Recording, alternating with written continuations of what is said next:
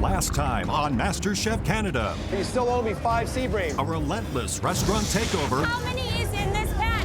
forced 3 home cooks into a jam-packed macaron challenge. And Kagan said goodbye to his dreams again. It's bittersweet going home without the title, but I know there's food in my future.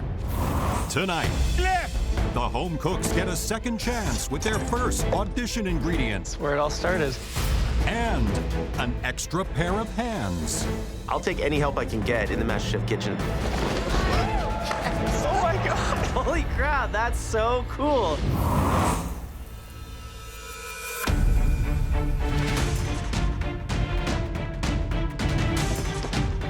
Top 5. Only 4 more people in my way.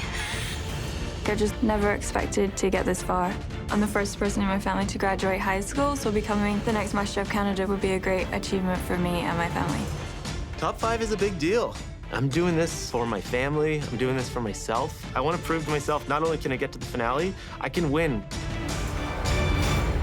This is a big box. Welcome back, everyone. Remember when there was 21 of you? Your ultimate dream is within reach. Woo! And this next mystery box is a chance to show us how far you've come. On the count of 3, lift those boxes. 1, 2, 3, lift! Oh no. Remember these? That's where it all started. This cooler brings back all sorts of memories. I put in an ingredient in this box. I got my apron. This is where I started. Take a look inside.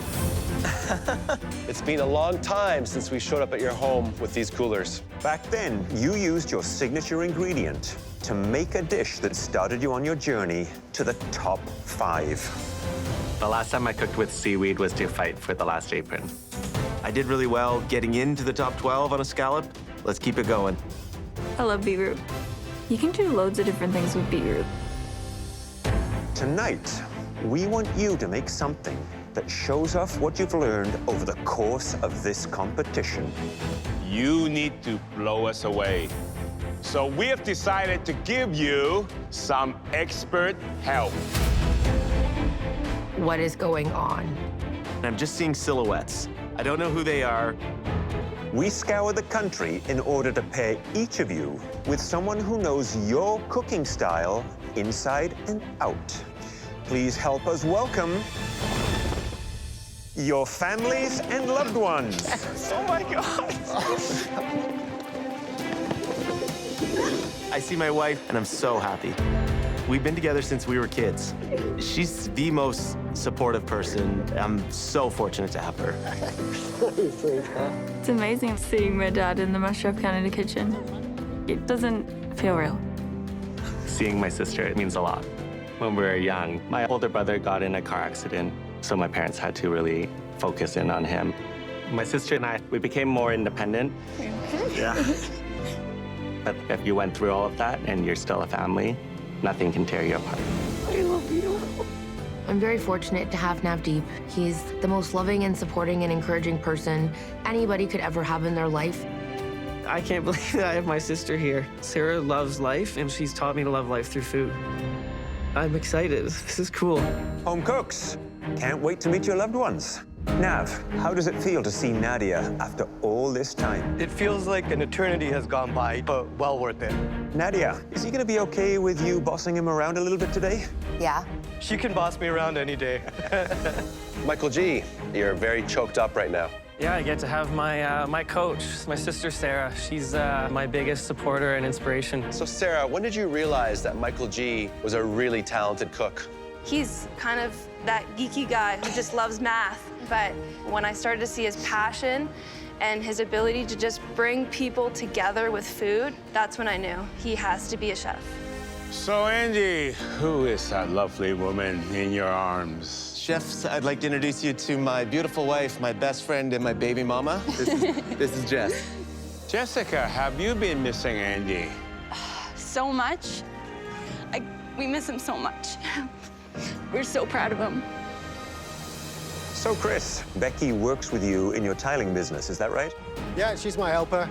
If Becky wanted to pursue cooking, would you support that? Absolutely. This is what she wants to do. She was always going to do this. So, Eugene, are you inspired having Edith here? I'm not sure if inspired's the right word. I haven't seen her cook recently, and the last time I did, it was not that successful. I'm not as bad as he says. You have 60 minutes and full access to the equipment room. After the cook, we will select the 3 most promising dishes for tasting, and the winner will receive a big advantage in the upcoming Elimination Challenge. Are you ready? Yes, Chef. Your time starts now!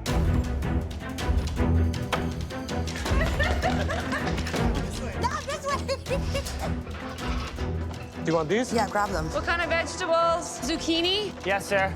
Do you know what sea asparagus looks like? The what? Sea asparagus? You probably don't know what it looks No. like. That's okay.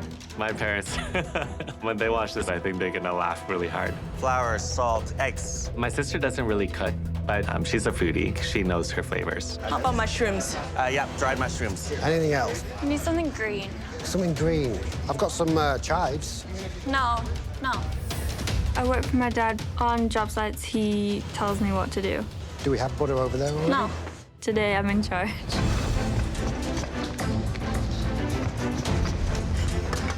Okay, let's get the ingredients out. You know, it's one thing to cook for your family, but it's a whole different thing to cook with your family. I can't believe you're here. I can't believe I'm here either. They're working with the same ingredients that they used the first day in this kitchen. I'm really excited to see the evolution of these home cooks. I want to show Jess how my knife skills have improved. Andy, those look beautiful. You only have 40 minutes to reduce that. Baby, we need to start peeling the potatoes right away. Do we have a peeler? Yeah. My strategy is to listen to whatever Nadia says. That's enough, babe. I need you to cut this up now for me.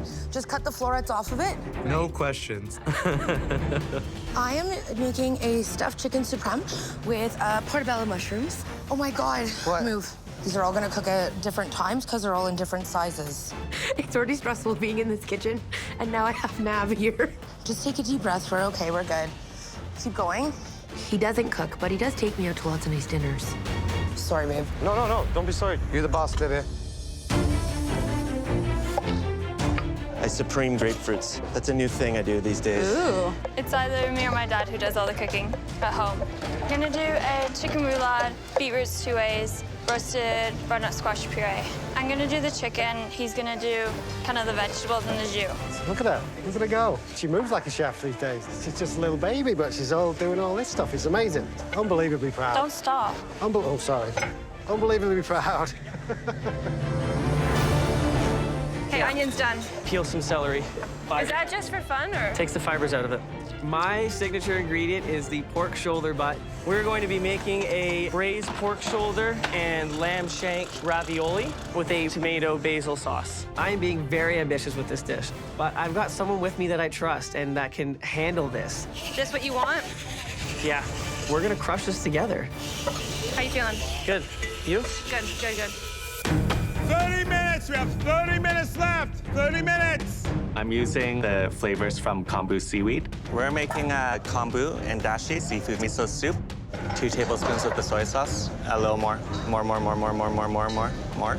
Eugene definitely has a higher standard. That's good. That's more than 2 tablespoons. He's very independent, headstrong. If he thinks he's right, he'll convince you for a long period of time. It's not what I think is right. It's what is actually right. Yeah, see? But I think if this is what he's passionate about and what he loves, he will make it happen. I'm super proud of him, and I know that my parents are too. Hi there, Jessica. Hi. Nice to meet you. Nice to meet you. So how long has Andy been trying to impress you with his cooking? Andy and I have been together for almost 16 years, since we were only 15 years old. Once I realized that cooking could impress her, I started really pouring it on. It works, doesn't it? It really does. So what are your plans today? Citrus coconut ceviche. Use the beautiful sea scallops, and Jess actually has a cracker built on top of that to play with some texture. And then we're gonna have some height and some beautiful colors with the salad on top of it. I'll let you both carry on, because I can see you got a lot to get done. Good luck. Thank you, Chef. Beautiful. Under the skin, I'm gonna put butter. The secret to every beautiful meal. You know it. I think he's starving to death. Last time we spoke, he said that there was no food in the house. Oh, wow, this smells so good. Hi there, Nav. Nice to meet you. It's a pleasure and an honor to meet you. Pleasure's mine. Nadia, what's your big plan with these beautiful portobello mushrooms today? You know what? Today I just wanted to honor the mushrooms, but most importantly, I want you to taste them. Nav loves chicken, so I thought since he's here, I would do a stuffed chicken supreme with a beautiful broccoli and potato puree and a cremini gravy. Nav, did you ever think Nadia would make it through to the top 5? In my heart, I knew that she would definitely go the distance because the first time I ever met her, I saw a spark in her that I haven't seen in anyone I've ever met in my life. Well, I'm gonna let you guys concentrate. Good luck. Thank you. This is very frantic having you here. 10 minutes. You have 10 more minutes left. 10 minutes. Are you gonna start stuffing? You've got 10 minutes. Yeah, I'm doing it right now. There's no time. And Sarah and I still have to make and cook the ravioli, finish off blitzing the sauce, and bring the entire plate together. Getting nervous now. Michael G and Sarah have a whole lot going on, but not a lot of time. Okay, this is burning. This is burning. The mirepoix is burnt. They might have taken on too much. The sauce is burning. I'll do the carrots and the celery. Get rid of it. Then immediately I just said, let's start again. I could use Sarah at my side every time I'm in the kitchen.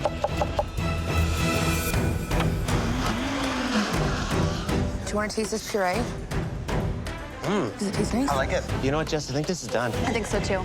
She nailed it. It's a bit bland. More salt. Yeah.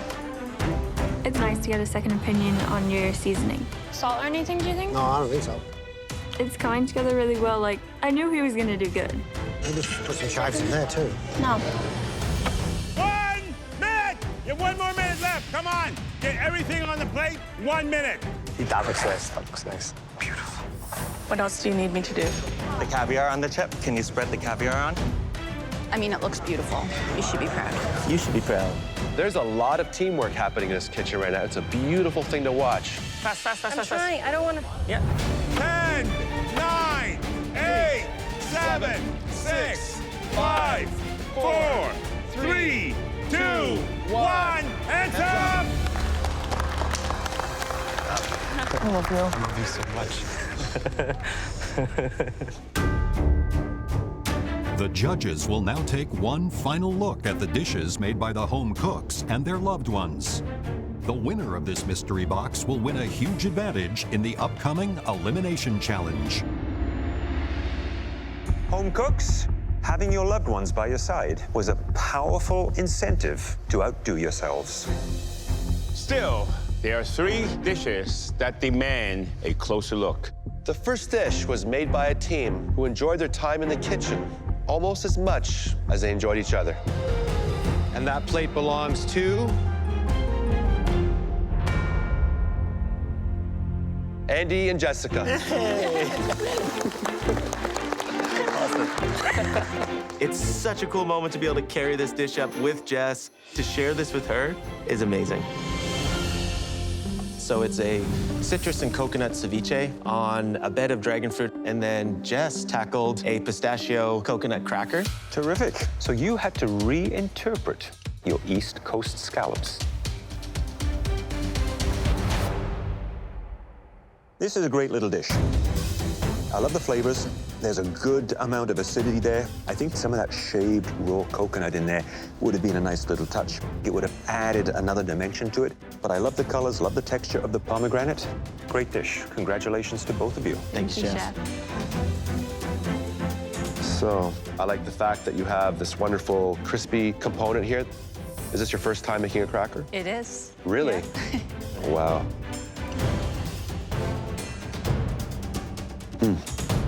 Great flavors. Very punchy, great citrus, great pop from the chili.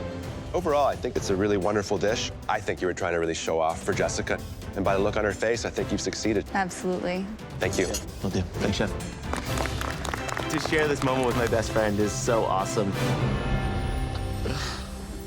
The second dish we'd like to see was made by a team that never lost sight of who's the boss in the kitchen. Becky and Chris, please bring up your dish.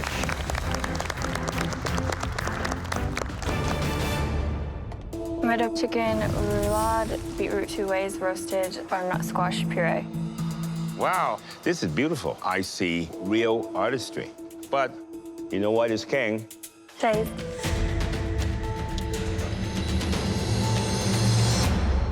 This works beautifully. The crispy kale with beetroot, the mushroom, beautiful combination, beautiful texture. Outstanding dish, great teamwork. Thank you. Not only does it taste great, but you have used the beet in different ways to showcase your key ingredient. And who made the jus? You did. You did. That's wonderful. It is rounded, flavorful, has a little sweetness to it. It is the kind of classic chicken jus that you'd expect from a fine French bistro. Well, thank you. Putting out a dish like this, it's pretty impressive. Is she this good as a tile setter's assistant? No, she's not going to make it as a tile guy, that's for sure. Do you want her back helping you or in the kitchen? Which one is more important to you? More important that she keeps cooking, definitely. Well done. Thank you. Thank you. Seeing the way Becky is in the MasterChef kitchen, she seems at home here. She's found her people. The final dish was made by a team who harnessed the power of two to formulate a stunning dish. Come on, come on, come on. Michael G. and Sarah. Yes. Top 3 with my sister. I'm so happy. Here you have braised pork and lamb ravioli with a classic basil tomato sauce, grilled cauliflower, and cherry heirloom tomatoes. The dish looks really interesting to me. It's inviting, it's colorful, I can see there's lots of texture. 3 oversized raviolis, I love that.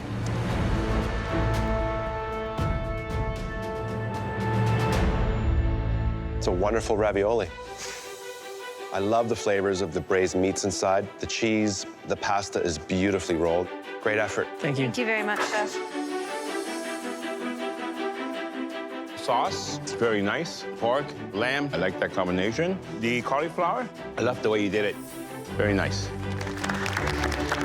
Today is my proudest moment of being on this journey, that I got to really show my family what I can do.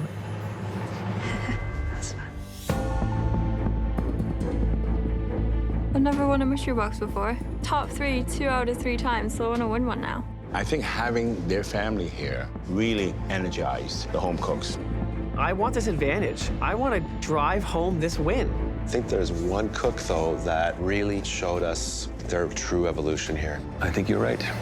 I really want to win this, and I want to show that my skills have advanced. Let's do this. Do it.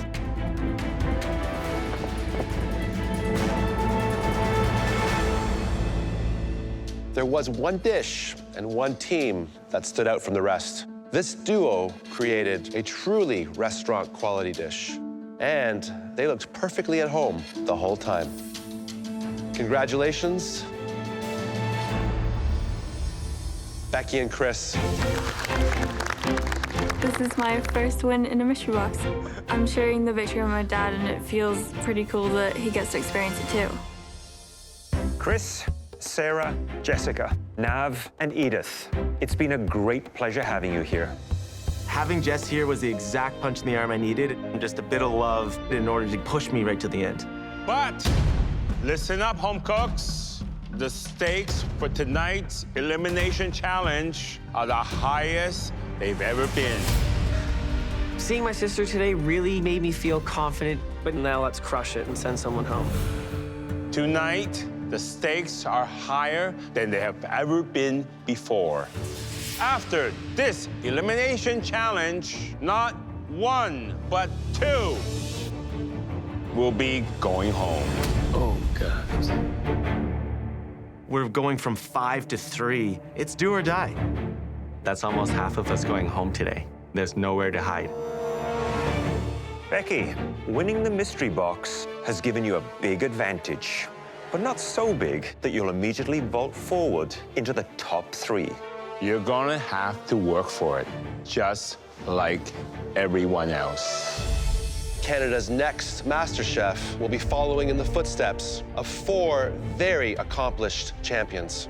Tonight, we want to provide you with a little extra inspiration to help you reach for greatness. And so, help us welcome back to our kitchen MasterChef Canada's 4 extraordinary champions. Trevor Coney, Mary Berg, David George, and Eric Chong. This is MasterChef Canada royalty. Holy crap, that's so cool. Hi. What's up, guys? In order to earn your way into the finale, you have to cook as well as they did. And each of these champions are here with a basket of ingredients to inspire you. Let's start with Canada's first Master Chef, Eric. Hey, home cooks. My life has not been the same since season 1. I've realized my dream of opening a restaurant, and 4 years later, R&D is still thriving. We specialize in modern Canadian Asian cuisine. So whoever gets my basket will be working with some great ingredients. David? What's up, guys? Before season 2, I was pouring concrete and just dreaming of a life in the restaurant business. This past year, my partners and I have opened up our 3rd location of SNL Kitchen and Bar. So I put together a classic West Coast seafood basket. Mary. Hey, home cooks. I've been working on a number of TV projects and my first 2 cookbooks. I love every type of cooking, but baking has always been especially near and dear to my heart. So in my basket, you'll find such things as pears, buttermilk, and of course, bourbon and bacon. Trevor. So I left construction behind and I've been honing my cooking skills at one of Edmonton's finest restaurants. The biggest news is that I'm doing high-profile cooking for some of the Edmonton Oilers. Cool. I put together a hearty Italian basket that those guys would dream of eating before any hockey game. So, Becky, you get to decide which basket everyone will be working with. We want to start by you choosing the basket that you'd like for yourself. And keep in mind, you'll be assigning that same collection of ingredients to one of your fellow home cooks. It's definitely 4 very, very different baskets that might trip people up. I'm gonna take this one. What? I won! Mary obviously likes baking, and I like baking too, so it just makes sense to pick her basket. Now let's go down the line. Tell us who'll be working with each basket of ingredients. I'm gonna give Eric's basket to Michael G. I haven't really seen him work with Asian flavors, so switch it up a little. My style is Canadian things, root vegetables and lamb and game. Like, I don't know this world of cooking. I'm gonna give David's seafood basket to Nadia. Right now, I'm petrified. There's a live crab in there. There's a bunch of ingredients that I typically don't cook with. This could really throw me for a loop, I think. Who else will be getting Mary's baking basket? I'm gonna give Murray's baking basket to Andy. Andy's not a very good baker. You can't dodge this anymore. Why not show that I can do this, earn my spot in the top 3? Let's do it. That means Trevor's Italian basket is going to Eugene. It's a very traditional basket. I'm not too excited by any of the ingredients, but it's my job to elevate it and bring excitement. You have 1 hour to cook your way to the top 3. Are you ready? Yes, Chef. You better be, because your time starts now! Yeah! Let's go, guys. Oh, we're booking it. Now, the stakes couldn't get much higher. They are all fighting for a position in the top 3. This is very rare. This is a double elimination. Andy, are you making pastry? I am. Oh, yeah. And in addition, they have 4 MasterChef Canada champions here cheering them on, watching every step they make. That is pressure. Trevor, I want to be standing up there with you. We got some space. Get up here, bud. They need to showcase the ingredients provided and blow us away with their plating, their flavors, and their technique. It's all or nothing now. I've never cooked with gooey duck. It's kind of weird looking, but I'm gonna rock it. Odds are pretty bad, but I feel pretty confident today. I'm gonna be making a traditional Italian pasta, and then I'm gonna make meatballs as well. Now I'm gonna do a little bit of experimenting today. Bye. There's a lot of things in this basket that I don't cook with. I'm really out of my element right now. I'm making fried crab and fried green tomatoes, black wild rice with beurre blanc sauce to finish it. I love eating seafood. It's like my favorite thing to eat, but I usually pay someone to make it for me. Oh. Good, sweet. Becky, I'm glad you're using the tofu. Out of the past winners, I identify with Mary the most. Mary likes to bake, and I like to bake. Seeing her motivates me to think that this is actually possible. She's the only girl champ. I'm gonna do a pink peppercorn whipped tofu, some poached pears and buttermilk, cranberry curd, and like chocolate with some bourbon in there. I'm loving watching this.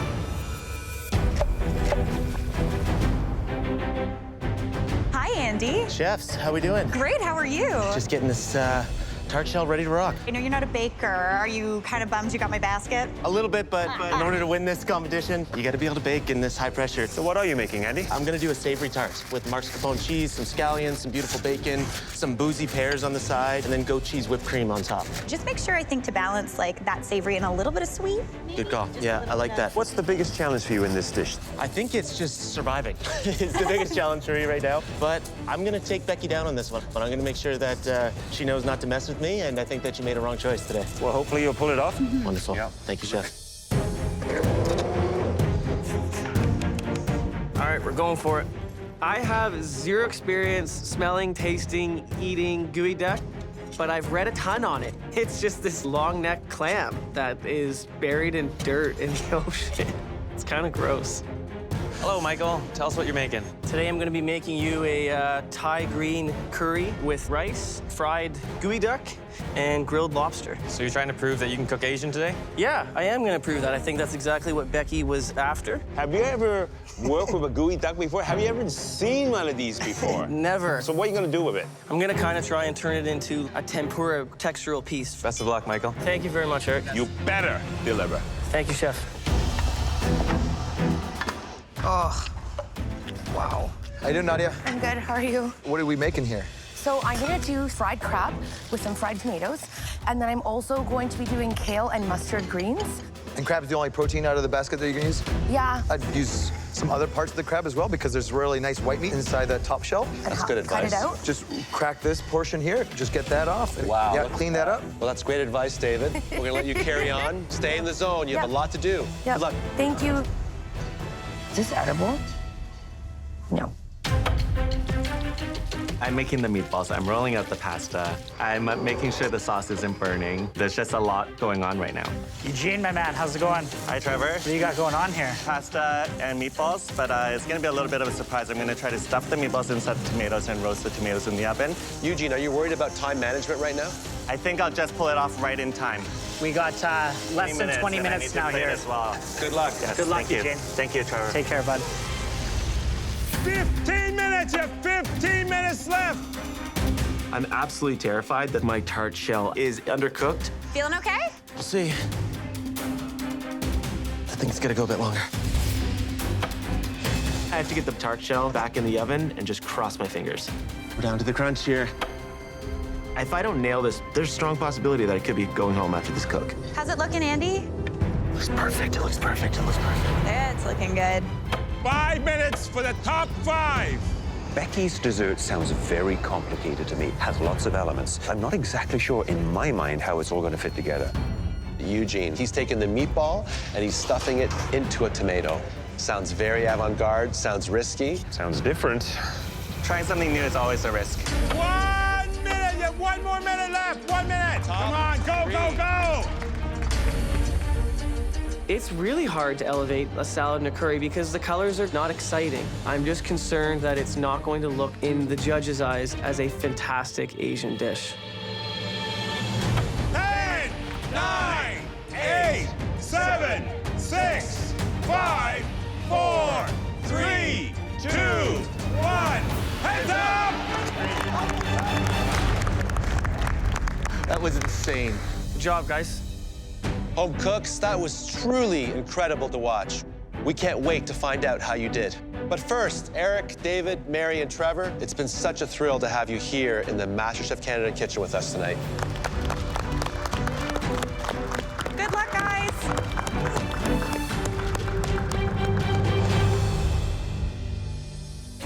Nadia, please bring your dish to the front. I'm really hoping that the judges see that I have pushed myself out of my element. So we have wild rice, kale, fried crab, and fried green tomatoes with beurre blanc sauce. Well, let's have a taste.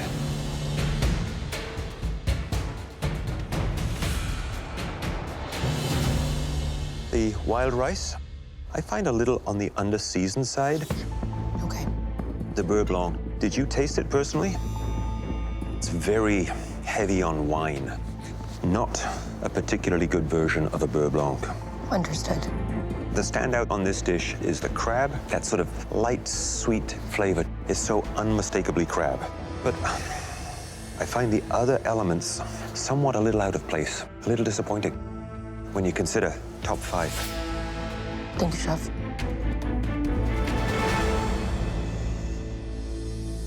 Michael G., please bring your dish up to the front.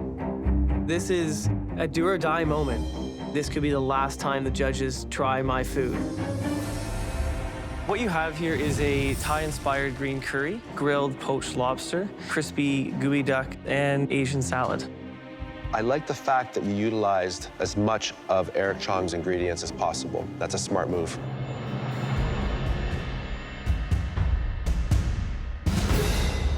I love this rice. Beautiful. It's very fragrant. Gooey duck's perfectly cooked. The curry is just slightly flat. But overall, this is a real standout dish for you. It shows you just take whatever's thrown at you and you make the best with what you got. Good job. Thank you. Eugene, please bring your dish up to the front. There's zero room for error with 2 people going home, and there's nowhere to hide. I made pasta and meatballs with a rapini on the side. The first thing I'm gonna test is your pasta. You can see the size, it's very uniform. The thickness, you did a fantastic job. The sauce, it's a little flat.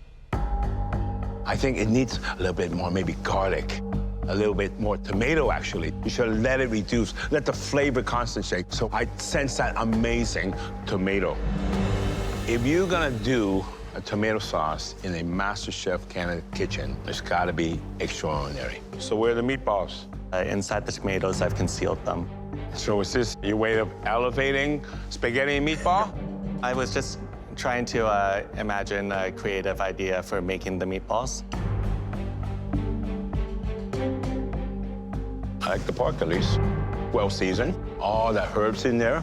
But right now, to me, this is stuffed tomato with pasta. Do you think this can put you into the top 3? I hope so. Well, I hope so too, because I know you want it. Thank you, Chef.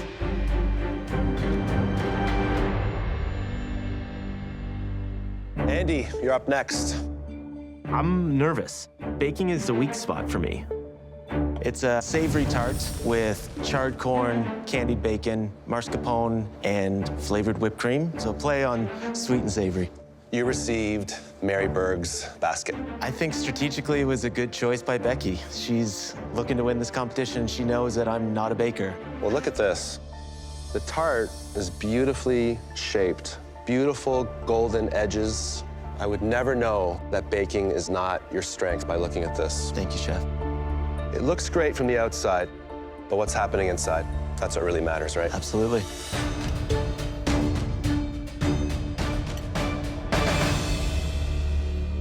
You've come a long way. It's beautiful, it's light. The flavors are all really distinct. The bacon, the pear, the tart itself is perfectly cooked. You should be very proud of yourself. Thank you.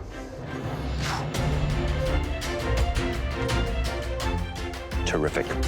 Light, fluffy cream with some savory notes. The pear with the cheese, the cream, the savory elements. It's a really innovative use of an unusual combination of ingredients. So have you shown us that you can do pastry? I think I have. I think you have too. Thank you, Andy. Thank you, Chef. I took that challenge and ran with it, and I delivered.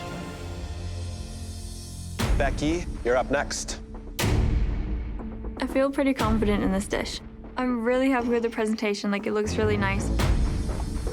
There's poached pears in buttermilk, pears soaked in cider, pink peppercorn tofu, and cranberry curd with cocoa and bourbon. You know, Becky, you really have an incredible instinct when it comes to plating food. It's very sophisticated. Are you happy with the way this dessert turned out? Yeah, I'm pretty happy with it. So, chocolates with bourbon, right? Yeah. Did you cook the bourbon out? No. Why not? Oh, I just wanted the full bourbon flavor of it.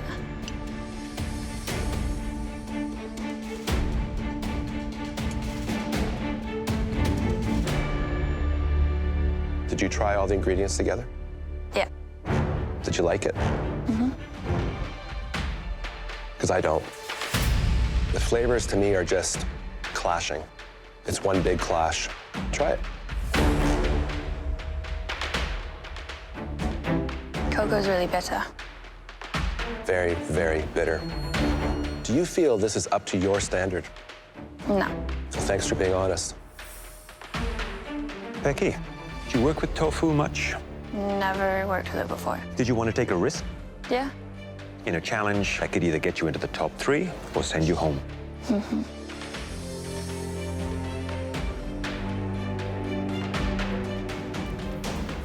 The pear cooked in the buttermilk works surprisingly well. It adds a different taste note to it. Do you think you added enough sweetness to this dessert overall? Probably not. I'm telling you, absolutely not. Thank you.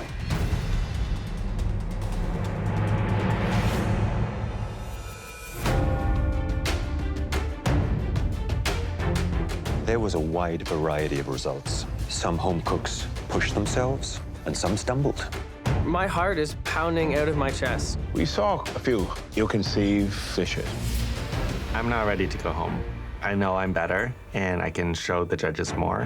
One home cook really disappointed me. And I think one home cook disappointed themselves. I'm terrified right now. They could be going home. Let's go to it.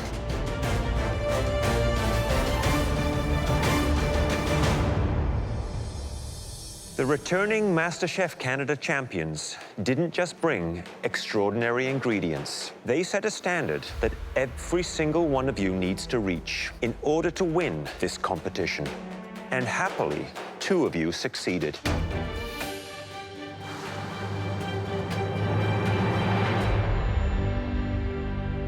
Michael G. Andy. Welcome to the top 3 of MasterChef Canada.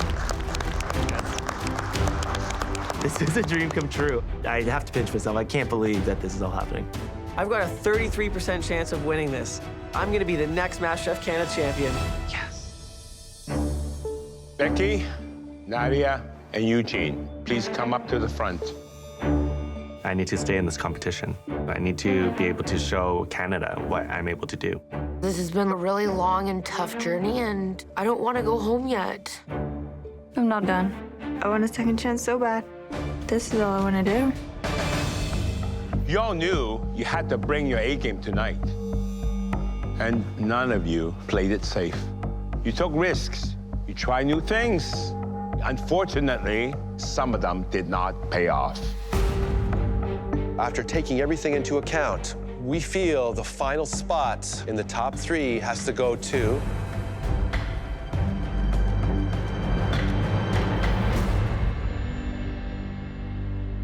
Becky.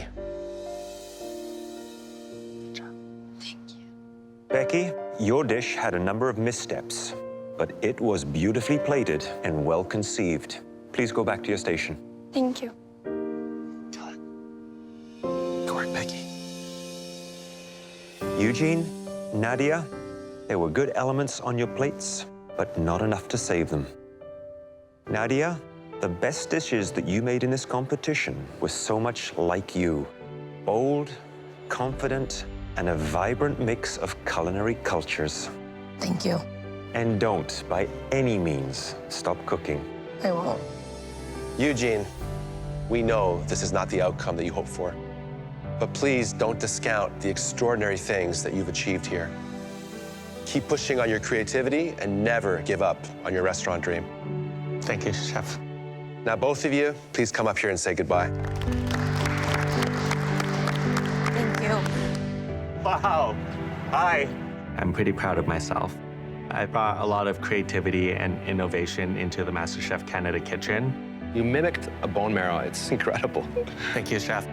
I came in loving food and being passionate about it. I'm leaving looking at it completely different. Being here and working alongside very passionate people, it's an amazing experience. Nadia, guess who? This experience has been a roller coaster of emotions. Yes! I really feel like I've grown tremendously. It's incredible. It's a standout dish. That is perfection. Thank you, Chef. It's like my world has been turned upside down and my horizon has been broadened now. Nadia, which one of these home cooks is going to be Canada's next Master Chef? All three people in front of me are amazing, but I know that Becky's gonna crush them. She had one misstep, but she's consistent, and she is so incredibly talented. All right, Eugene, who's it gonna be out there? It's obvious. Andy. Thanks, buddy. Please go put your aprons on your stations. Thank you, Thank Chef. you, Chef. Thank you. Thank you.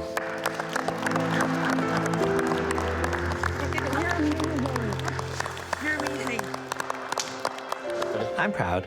I made it to top 5. That's huge. I accomplished a lot, and while I didn't win, I'm definitely excited to see what's gonna happen next.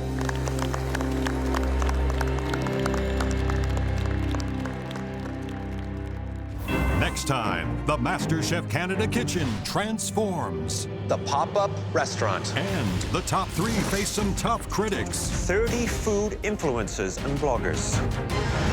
Holy cow. In a photo finish semifinal. The finale is within grasp. It's there to take. It's gonna be me. Nothing's gonna stop me. That will determine the best of the best. I've never wanted anything more in my life than this.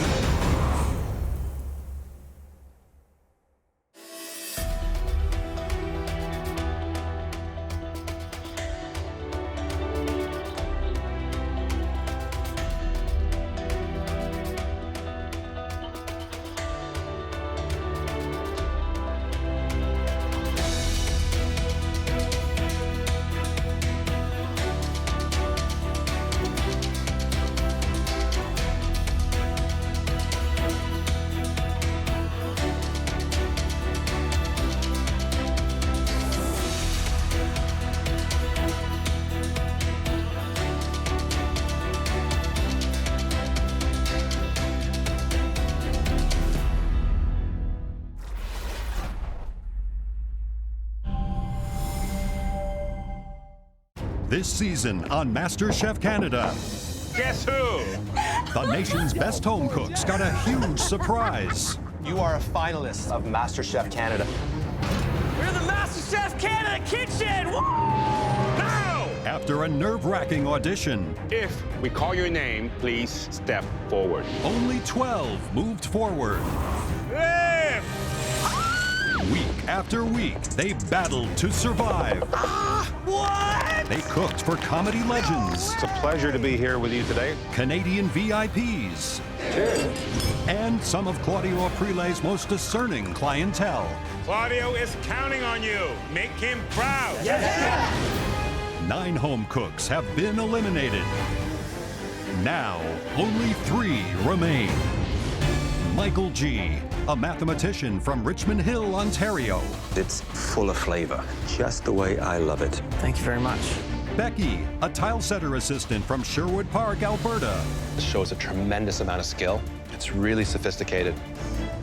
And Andy, a small business owner from Dartmouth, Nova Scotia. That is fantastic. Wow, wow. Thank you, Chef.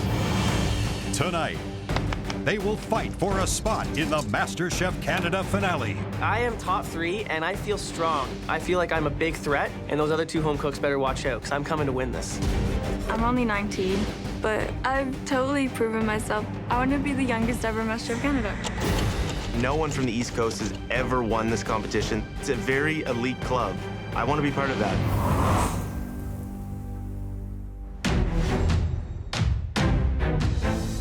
This is down to the wire. The finale is like within grasp, and I want it. I want to win this. Walking into the kitchen, it's a completely different setup. The MasterChef kitchen looks like a restaurant. The kitchen has a bunch of chairs and tables in it. No one knows what's going on right now. Welcome, top three. Yeah, let's ask. Notice anything different about the place? A little bit. Yeah. One of the most exciting trends in food these days is the pop-up restaurant. Look around. The MasterChef Canada kitchen is now home to 3 of them. Cool. And let me tell you, the buzz on these places is through the roof. And when you see the driving forces behind them, we think you're going to be excited too. Welcome to Andy's Halifax Hawker House. Oh my God. That's amazing. Oh my God. Wow. I have my own pop-up, Andy's Halifax Hawker House. To see the brand, the logo, is really a dream come true. Becky's UK Gastropub. This poster really reflects the type of food that I want to do today. It's cool. And Michael's Canadian Comfort Lodge. This is so cool. That's right. You are designing the menu tonight. Andy's Halifax Hawker House serves Asian street food with an East Coast flair. Beautiful. Becky's UK Gastropub celebrates the best of yesterday and today by taking a modern approach to some time-honored dishes. That's so cool. And Michael's Canadian Comfort Lodge, it's all about rustic opulence. That is me. That's so awesome. So inspired. That's so cool. There's nothing like a pop-up restaurant to give a rising star a chance to shine. And guess what? We have invited some highly influential people to your pop-ups. 30 food influencers and bloggers are going to taste your food tonight. Hashtag no pressure. It's crazy. Each of you will have 90 minutes to plan, prep, and present an entree for these tastemakers. During service, we'll get feedback from the diners, but the final decision rests with us. And the home cook who creates the best entree in terms of flavor and presentation will not just win this pop-up restaurant battle, they will advance directly to the MasterChef Canada finale. Yeah, here we go. Incredible. The remaining 2 will compete in the final pressure test of the season. Please go to your stations. Right now, there's 2 young, incredibly talented home cooks that stand between me and the finale. It's incredibly close. I'm just gonna work harder than the boys and concentrate more than them. During the cook, you will have full access to the specialty pantry to bring your culinary vision to life. I can win this. I can be the next MasterChef Canada champion, and I'm gonna go out and do just that. Are you ready to create the hottest new pop-up restaurant in the country and earn your spot in the finale? Yes, chef. The world is waiting, and your time starts now! Here we go. This is cool. Let's do this. Guys, I can only imagine the level of excitement and adrenaline that must be going through those home cooks' veins right now. They all knew they had to cook today, but they had no idea they were going to be fronting their own pop-up restaurant. They still have a lot of work in front of them. 90 minutes, that's all they have to come up with 12 dishes. This is an opportunity for one home cook to jump straight into the finale of MasterChef Canada.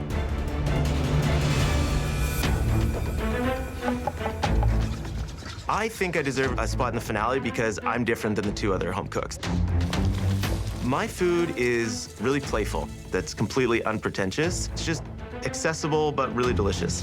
We're gonna go for a Korean-flavored Nova Scotia halibut tartare with some kimchi puree and a yuzu custard. It's the flavors from my travels in Asia using Nova Scotia produce. It's a play on kind of all my life experiences here. I'm caramelizing this kimchi to bring out the flavors more. Oh my God, that smells good. I know Mike and Becky are gonna go very traditional, so I'm gonna go the other way, much more bolder, deeper, spicier flavors. Okay, what do we need?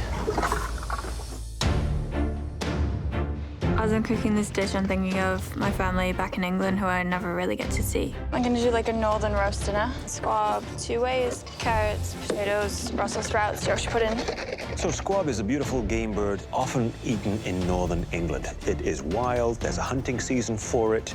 Also, squab presents a lot of challenges. It's very easy to overcook. I'm making squab today because it's the last thing that my granddad made me before he died.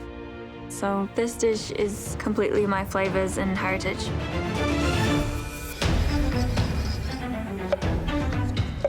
I'm going to be making a herb-crusted rack of lamb with roasted butternut squash and a creamy polenta. Presentation and taste are the 2 biggest components of every dish going forward.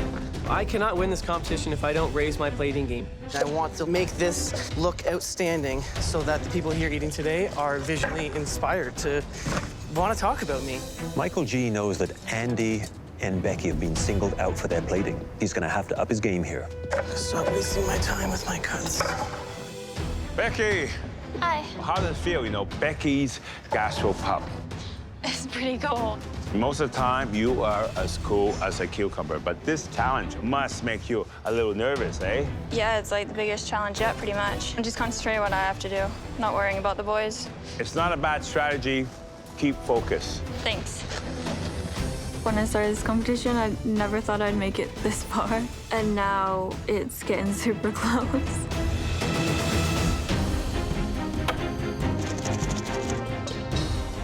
Oh no. This challenge is a microcosm of the real world. If they do well today, not only are they proving to themselves that they're ready, but they're proving to the world that they are ready to take on that next big opportunity of possibly opening up a real restaurant of their own. I absolutely adore street food, any type of street food, but specifically Asian street food. So to be able to do this in a pop-up restaurant is really a dream come true. Hey there, Andy. Chef Michael, how we doing? I'm doing well, thanks. How about you? Doing well, pushing into high gear now. So what is it about the Asian world of flavors that appeals to you, Andy? I think it was my travels there just woke me up to food. I cooked a little bit, was never that passionate about it, but after going there and tasting all the flavors and foods that I'd never tried before, changed my life. And you think this dish is going to get you into that finale? Absolutely. These 2 are incredibly technical. I'm not going to beat them on the technical skills, but where I think I can edge them out is just playful creativity, some fun flavors, and just have some fun. Best of luck with it. I look forward to seeing and tasting the dish. Appreciate it. Good luck. All right. 45 minutes. You have 45 minutes left. Gotta clean up these rack of lamb because I want them to be perfect for the diners. It's taking me a while because I want all those nasty fibers off. I want clean bones and really be something that is a showstopper. Come on. I want to make sure that they're beautiful bite-sized pieces of tartare. So just making sure that they're all even as much as possible. And yeah, just got to get through as much as I can, as quick as I can. When you're making a tartare, I really believe that it separates the home cooks from the real chefs. You have to have impeccable technique. Those knife skills have to be very sharp, very clean cuts. A nice dice, not chopped. Come on, come on. Squab is like red meat. It has to be like blushing red still. All game meats are super lean, so you need to make sure that you cook it very gently, medium rare. But now she's left her squab in the pan unattended. She's ran into the equipment room. Squab overcooks in seconds. 20 minutes. You have 20 minutes left. Time is not on my side right now. 20 minutes left and all hell has hit the fan. I have way too many things I have not finished. Chef Alvin, how are you? I'm always fine. I'm on this side. How do you feel? Nervous. I feel great about the dish I'm presenting, but it's a matter of getting it done on time. I have a lot of things I still have to do. You want me to get out of here? Sure. Good luck. I took on way too much for this task, and I'm worried I'm not going to get it done. I am a bit worried about Michael G. I'll tell you why. I think he spent too much time Frenching those lambs. He did not do his math properly. This is gonna be tight. I'm not even in the weeds, I'm in the actual swamp. I am struggling to swim out of this. I need to get back on track. The stakes of the semifinal are incredibly high. Beautiful. You got to make sure these influencers are impressed and like your dish, because what they say can make or break you. Okay. Home cooks, the bloggers, and tastemakers are arriving. Holy cow. Pressure. Do not stop cooking. Even though all these people are arriving right now, I just need to not pay attention to them and do what I need to do. I have a soft spot for Yorkshire pudding, and they look perfect. I can't wait to taste it. The end goal is to work in a restaurant, start at the bottom in the kitchen and work my way up until become the best. There's less than 3 minutes to go before the servers begin to pick up their plates and deliver them to the influencers. It is wildly intense in this kitchen right now. I can hear commotion going on in front of me. I'm legitimately pouring sweat. My plates are not done yet, and I'm not ready for the service to come. I don't have time for this. Yeah. You should all be plating right now! Slippery. Sorry. I have to refocus, get organized, and start pumping out plates. He's pushing himself really hard. Push it, folks. Push it, push it, push it. 20 seconds! In 20 seconds, the servers will be picking up! Come on, Michael. Come on, Andy. Come on, push, push, push, push, push. Service starts now! It's the grand opening of the Home Cooks pop-up restaurants. They better hope their food is ready for its close-up. I'm happy the way mine looks. May the best person win. This is my type of food, is my family, like, merging into one. I took on a lot with this, but I know it's going to taste amazing. At Andy's Halifax Hawker House, the guests have been served his Korean spice Nova Scotian halibut tartare with caramelized kimchi and yuzu curd. Let's dig in. Well, I can tell you one thing. It does look like something that you would get from a hawker stand. But, you know, this is a pop-up restaurant. I would like to see a little bit more refinement in the presentation. He loves to work with Asian flavors. I think he's nailed the halibut. I love the flavor of it. However, I think the caramelized kimchi was a mistake. It overpowers the delicate flavors of the halibut. He was a little heavy-handed. He needs to pull back a little bit and find the balance. I thought it was very creative, absolutely beautiful plating. The balance between all the texture, the sweet, the salty, the spiciness was amazing. We took pictures. We're definitely going to share it on our blogs, so I think it was great. I would give it a 9.5. The influencers at Becky's UK Gastropub are eating her squab two ways with carrot puree, shredded Brussels sprouts, and Yorkshire pudding. I really admire Becky's plating. It's elegant. I like the fact that the sauce is not too heavy-handed. Looks like somebody that has a lot of skill plated this. Just see the cook on the squab. I would like to see a nice medium rare. That is perfect. Incredible. Perfectly cooked. Doesn't need much more than just a little bit of salt. It still has great flavor. Look at this. She's got a Yorkshire pudding here. She has some of the jus inside of it. Very smart. I think it's a great idea, but I find the Yorkshire pudding a little dense. It felt like a home-cooked meal, which is what we liked about it, I think. So the meat, I liked it a lot. It had a nice gaminess to it, but it wasn't as seasoned as I hoped for it to be. The bloggers at Michael's Canadian Comfort Lodge are feasting on his crusted rack of lamb, cheesy polenta, butternut squash confit, and pea puree. You know, plating for Michael has always been his Achilles heel, but with this dish, he has improved immensely. However, some of the influencers did not get the pea puree. And that's a big misstep. Pop-up restaurant is all about first impressions. You cannot be sending dishes out that are missing elements. Curious to see this lamb. I'm gonna cut into this lamb and see if he was able to give us a medium rare. Wow. It's not medium rare, that is a rare piece of lamb. I think we were unfortunate to get one that was just a bit too rare, because looking at the cook on the guest lamb, they were perfect medium rare. Well, let's see how it tastes to see if he seasoned the lamb properly. Wonderful depth of flavor. Parsley, the thyme, the pistachio work beautifully with the lamb. Well, let's try the polenta and see if that is seasoned and cooked properly. That cheesy polenta is the star of the show. It just changes it up. It's a little bit of the unexpected, but a nod to great Canadiana comfort. just presented really well, and the colors pop out, the green, the orange, and something that I want to eat right away. It's so delicious. It's kind of like a little Canadian forest. It is. If we could all have had the pea puree, that would have been nice. We have a tough decision to make here. Andy's dish is almost too many flavors, too powerful. Becky's dish, slightly underseasoned in general. And Michael G, he struggled with time management. Who do you think delivered the best? That is the question. Who do you think deserves to be in the finale? I don't want to go on the pressure test. I've never wanted anything more in my life than this.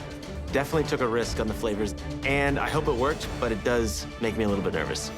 I've only scratched the surface of my cooking abilities. Nothing's gonna stop me. Your pop-up restaurants gave you a sense of what it's like for a chef to put their reputation on the line. Overall, the reviews were very positive. Becky, the squab, was perfectly cooked.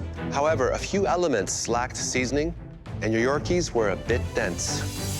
Michael G, this was your best-looking dish to date. Wow. Unfortunately, you were not able to get all your components on every plate, and the cook on the lamb was inconsistent. Andy, you created a true original. It featured some big, bold, punchy elements, but it suffered from a lack of balance. Overall, there was one home cook whose technique and plating gave them the edge. The finale is within grasp. It's there to take, and I want to win this. The winner of the Pop-Up Challenge, who will advance immediately to the MasterChef Canada finale, is Becky. Yeah, she was shocked. I'm so happy. My name just got called. I'm in the finale. This is the best thing that's ever happened to me. You're one step closer to $100,000 and the life-changing title. Take off your apron and come on up and get your chef's jacket. Way to go, girl. I'm so proud. It doesn't seem real. I've worked so hard to get this chef's coat. The title of MasterChef Canada is super close. Andy and Michael G, you will now go head-to-head in the most daunting pressure test you have ever faced. It will determine whether you join Becky in the finale or leave the MasterChef Canada kitchen tonight. Yes, chef. This is the battle royale. I'm gonna have to bring every single ounce of effort that I've got. There is only one chef coat left. I am going to work so much harder than I ever have in my life and just outwork Andy. That's all I can do. This pressure test follows the rule of three. 3 elevated Canadian desserts, 3 exact replications, and the last time there will be 3 of you in the running for the MasterChef Canada title. Michael G, how many pressure tests have you cooked in? Too many to count. What about you, Andy? I've managed to avoid quite a few of them. I've only been in the 1 omelet challenge. Feel my wrath. Absolutely am. Well, let's not keep you in suspense any longer. The first sweet classic you must recreate is no ordinary Nanaimo bar. This deconstructed delight is made with coconut gelée, flourless chocolate cake, and a vanilla creme brulee smear. Next up, it's a treat that is iconic and all Canadian. The butter tart.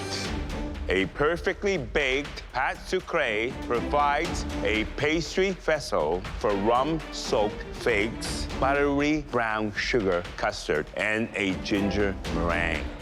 I'm very intimidated. These desserts are not easy, and they have a ton of working components. The third and final dish is definitely not your grandmother's blueberry grunt. Our take on this East Coast classic is cornmeal cake, wild blueberry jam, salted chantilly cream, mascarpone lemon cream, and tarragon. It's no secret that I'm not a baker in the slightest. They all terrify me equally. There's no room for error. Perfection is required. You have 1 hour and 15 minutes to replicate the taste and presentation of these classic desserts. 75 minutes is all I get. I'm crossing my fingers that I can pull this one out. Are you ready? Yes, chef. Your time starts now! This is the most difficult baking challenge we've done in MasterChef Canada so far. This is intense. This is about as intense as it gets. 3 iconic Canadian desserts elevated in 75 minutes. I wouldn't want to be in this pressure test. Come on. To me, it is the amount of elements that they have to create. Each one has its own degree of difficulty, complexity, and they must perfect every single one of these.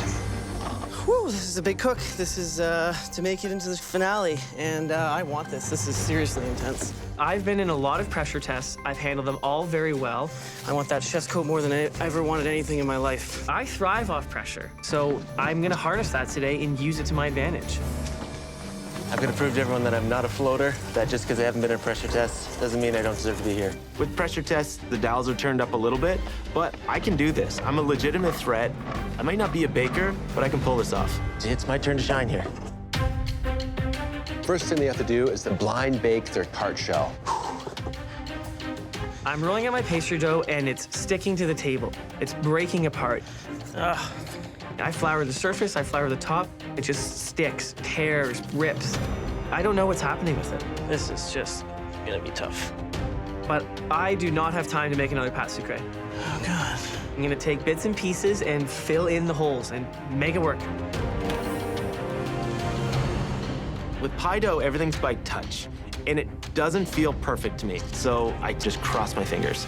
Woo! Almost there. Michael G, so far so good? Everything going as per the plan? It is. Yeah, I'm on track.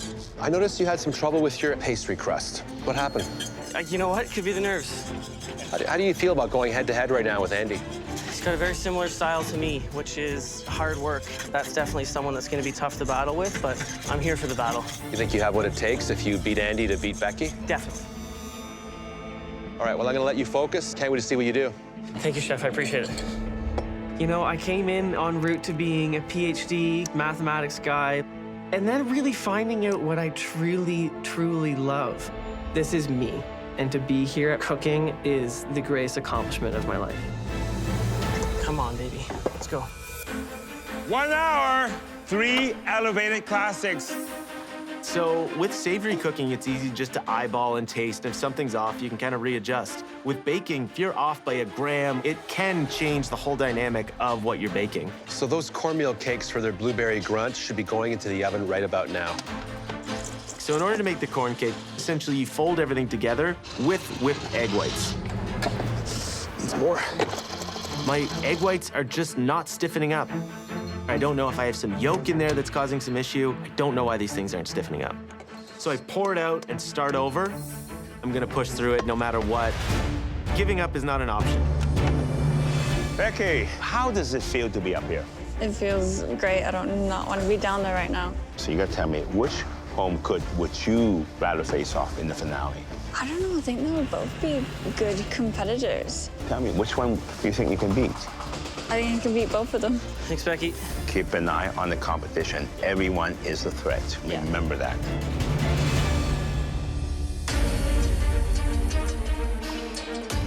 Michael G has started his flourless chocolate cake for his Nanaimo bar. He's ahead right now. Come on, come on, come on, come on, come on. Andy is compensating for his missteps with speed. I'm just looking for what to do next, try to keep moving. Okay, how's this looking? Andy's pâte sucrée just came out of the oven and it doesn't look good. I look at the tart that it almost looks just like a flat cookie. And frankly, I think I'm screwed. I don't think there's anything that I can do to come back from this. I just gave this competition to Mike G. 30 minutes! 30 minutes! My only strategy for this challenge is just keep pushing no matter what. Come on, come on, come on. I have a little bit of the pastry dough left. I roll it out, put it back in the tart shell, and get it back in the oven. He is really working double time to get this challenge done. I got to admire him, though. When he knows it's not right, he takes a step back and fixes it. This can completely change my life. I left a job I didn't really like, and I'm chasing my culinary dream. I want to be able to show my daughter that, yes, you can make big changes in your life and chase big dreams. Hi there, Andy. Hi, Chef. How you doing? I couldn't help but notice that you have had a rocky start. Do you think you've caught back up? I haven't. I don't have time to turn around. I know Mike's going to be moving at light speed, too. Head down, work hard, hope for the best. That's all I can do. Fingers crossed. So what are you working on now? Working on the curd. Made this in the competition earlier today. It was yuzu instead of lemon juice. Comfortable with the curd. Feel like this is my moment to calm down and then kick it into high gear. Stay focused. Good luck. I will. Thank you, Chef. I am the most driven I've ever been in this competition during this challenge. Come on. I'm thrilled to my task. I know it's going to take a ton of work. Just got to do it. I'm gaining there, Mikey boy. Huh? I'm coming. This Nanaimo bar is all about shapes and textures. If that coconut gelée is too firm, they're going to have a real tough time getting it out of that mold.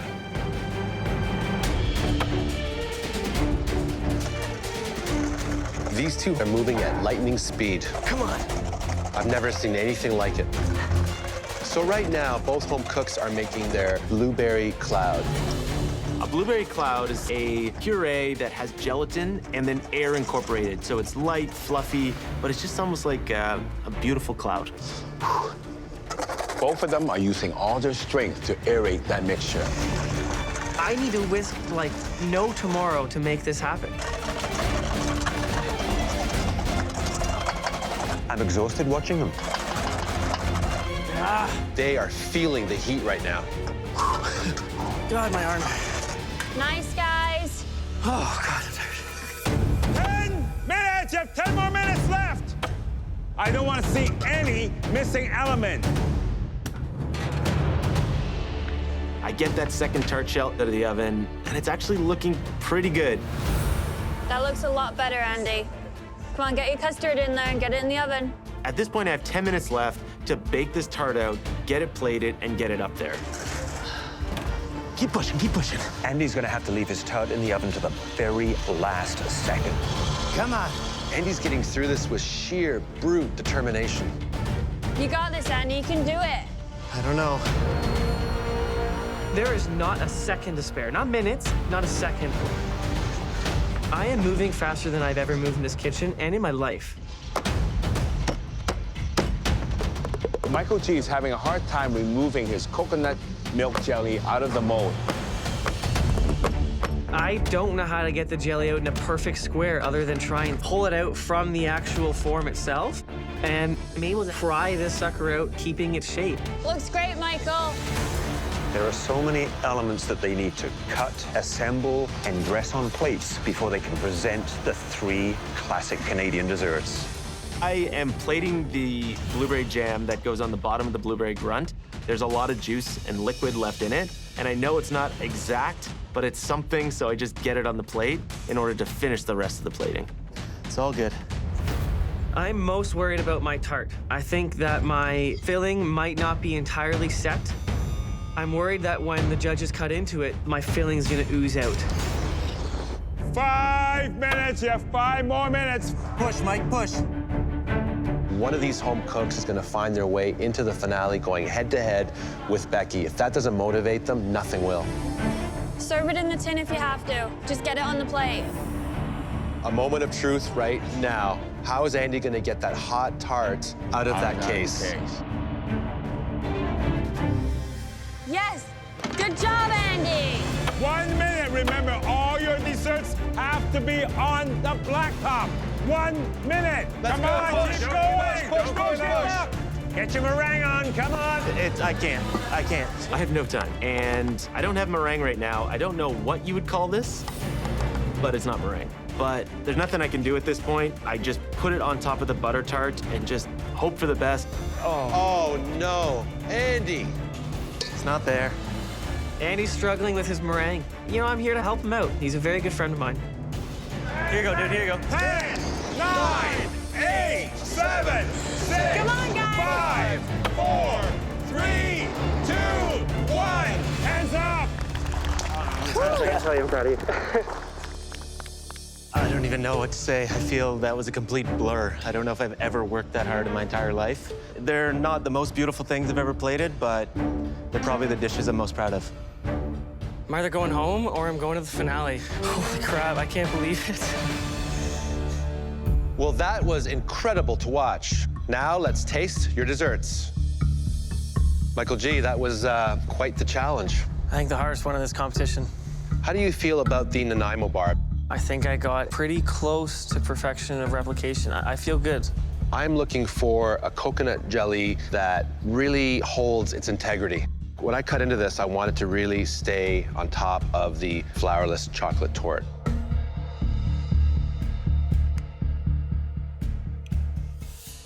And it does. Beautiful.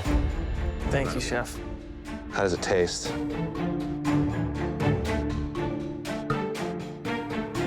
If the fig tart and the blueberry grunt are anything like the Nanaimo bar, you're in very good shape. The texture in the coconut jelly is perfect. The flourless chocolate torte is very rich, very deep in flavor. You really nailed it. Thank you very much. Now I'm gonna try Andy's Nanaimo bar. All right, Andy. Chef. I couldn't help but notice that you redid every misstep. Yeah. I don't think I've ever in my entire life worked as hard as I just did to produce these, so I hope you enjoy them. Let's see if the coconut jelly is set perfectly.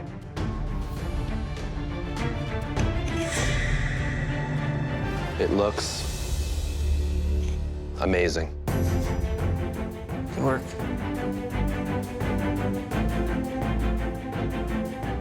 That's the best Nanaimo bar I've ever had. Amazing.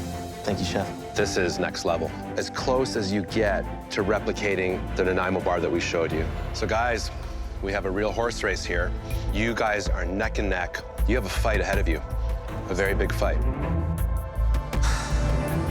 My, Michael. Outside this tart, this looks fantastic. I mean, that's almost a perfect replication. Thank you, Chef.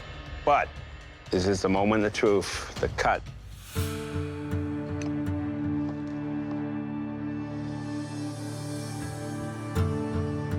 Well, the filling, it's a little wet.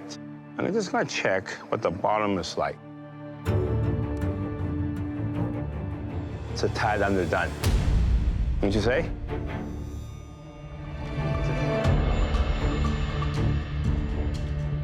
Well, I must say, the flavor is there, okay?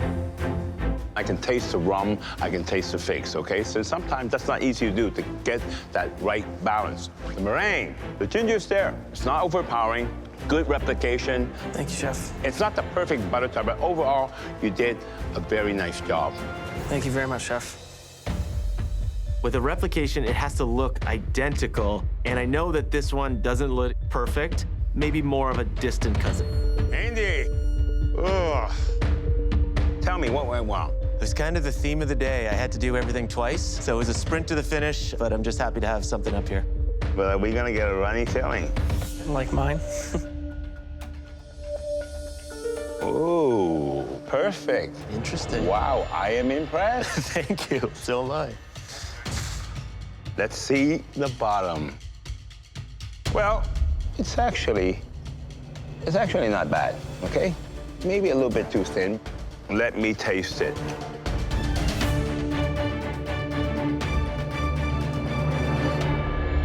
You nailed it on the filling. Thanks, Chef.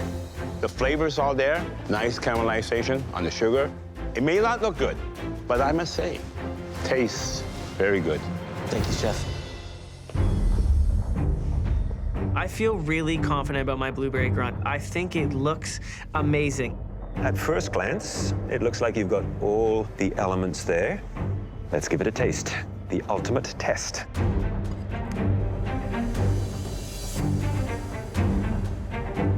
The cloud, I find not quite as light and airy as I think it could be. Your corn cake is decent. A tad on the dry side, I would say. The creme chantilly has a good flavor to it. The blueberry jam, fresh flavor. Overall, it looks quite beautiful. Thank you, Chef. Thank you, Michael. Yep. Andy, time to try your blueberry grunt. Look, the obvious element here that failed to meet the mark is the jam, the consistency of it. Just needed a few more minutes to reduce. Yeah. It's all down to time.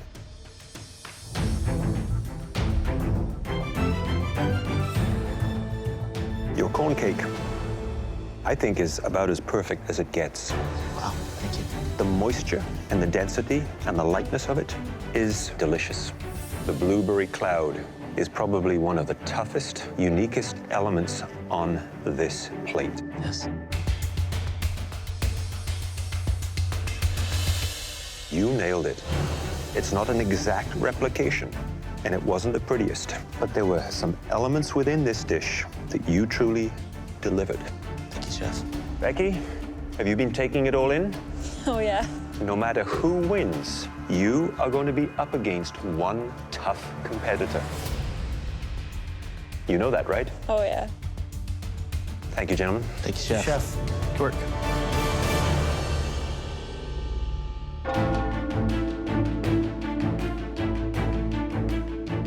Well, that was a tight race to the finish.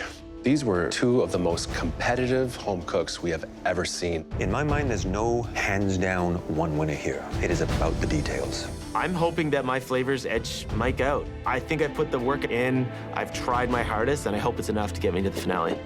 It's gonna be real tough. I don't think anybody nailed every dessert. So our job is to decide who nailed the most elements.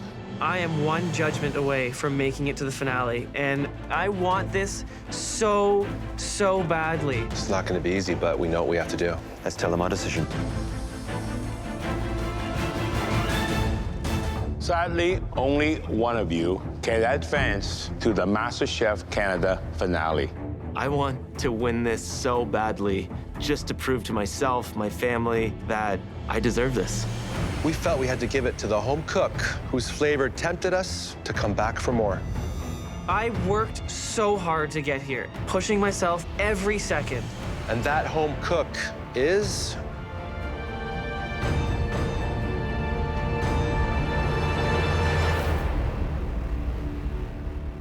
Andy. Oh my God.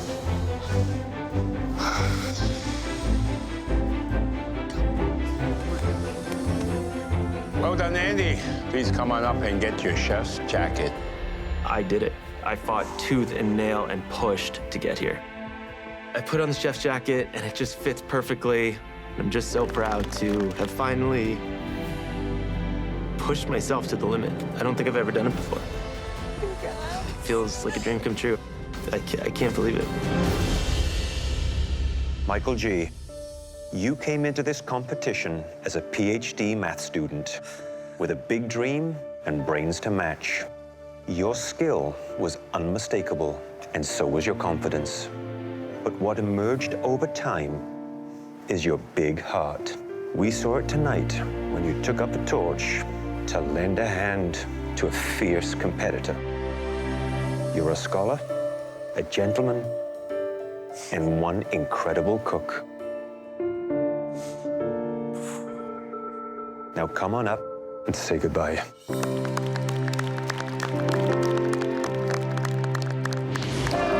I am so honored and humbled to have lived out this journey. This is amazing. You should be very proud of yourself. Thank you very much, Chef. It was something I will never, ever forget. There's no I in team here. There's an I in win, and that's what we're after. I have met some incredible people along the way. People that are true at the heart. I've grown huge as a home cook, and I'm gonna go out and become a chef now. I can do it, and I'm good at it. It's not the end of my cooking dream. If I'm gonna lose, I wanna be beat, and I was beat. But I'm happy. I did a really good job. Next time, it's Andy versus Becky in the culinary showdown the country has been waiting for. The MasterChef Canada finale. With $100,000 and the title up for grabs. All bets are off. I'm willing to fight tooth and nail to win this. I think I've proved that age doesn't matter. I've never wanted anything more than this. Canada's new Master Chef is...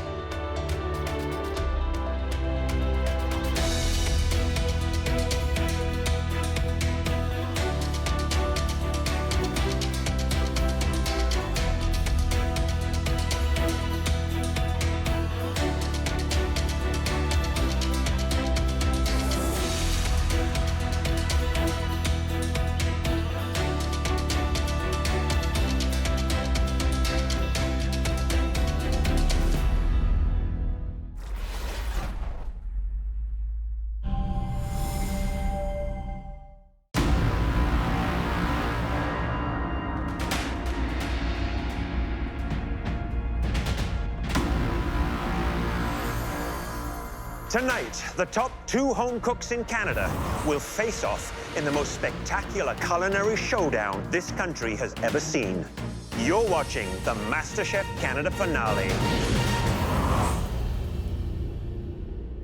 12 home cooks were chosen. Week after week, they battled to survive. One by one, they were eliminated. Now, only 2 remain. Tonight's first finalist is Andy, a proud East Coaster from Dartmouth, Nova Scotia. It's all about being on the Bay of Fundy where that tide is way out. The scallops are incredible. Thank you, Chef. Andy's diverse palate is informed by his world travels. My wife and I spent 6 months in Southeast Asia. After going there and tasting all the flavors and foods that I'd never tried before, it's changed my life. His bold flavors placed him at the top again. Wow, wow, wow. Thank you, Chef. And again. Incredible flavor. You are one to watch. Good job, Andy. Andy's unfailing humility and kindness You got this, Mike. Don't get rattled. I'm good, I'm good. made him a valued team player. Come on, guys. It's looking great. Keep it going. Keep it going. Red team! The red team! The red team. And his drive pushed him past every obstacle. Andy's not a very good baker. I'm going to take Becky down on this one. I'm going to make sure that she knows not to mess with me. So have you shown us that you can do pastry? I think I have. I think you have too. After always putting family first, Andy is finally daring to pursue his dream. I can see it. I want a very cozy restaurant that really focuses on amazing, modern Nova Scotian cuisine. It's so, so close. I have one more obstacle to get through before this becomes a reality. Now, the only person that stands in Andy's way is Becky, a teenage prodigy from Sherwood Park, Alberta. She's only 19, the youngest home cook we've ever had in this kitchen. She works for her dad in construction and, until now, has never ventured far from home. Never eaten in a fancy restaurant before. Never been to a fancy restaurant. But her natural instincts impressed right out of the gate. This is your express pass to the top 12. She continued to develop and grow. Becky. Becky. Becky. Really sophisticated. You have a lot of talent. Thank you. Are you sure you're 19? Never one to waste words. Have you ever cooked an oyster before? No. Are you not nervous at all? No. Cold as ice. Becky found her voice in the kitchen, Eugene, prep the jellyfish. Run to the fridge. along with an ability to lead. Becky, do you want to take charge? Eugene, I'm in charge now. I'm gonna whip these boys into shape. She also found her calling. Seeing the way Becky is in the MasterChef kitchen, she seems at home here. She's found her people. Now, Becky is ready to change her life. I'm the first person in my family to graduate high school. Becoming the next MasterChef would be a great achievement for me and my family. And she's not letting anyone stand in her way. Andy should be worried about me because he doesn't even know what I can do.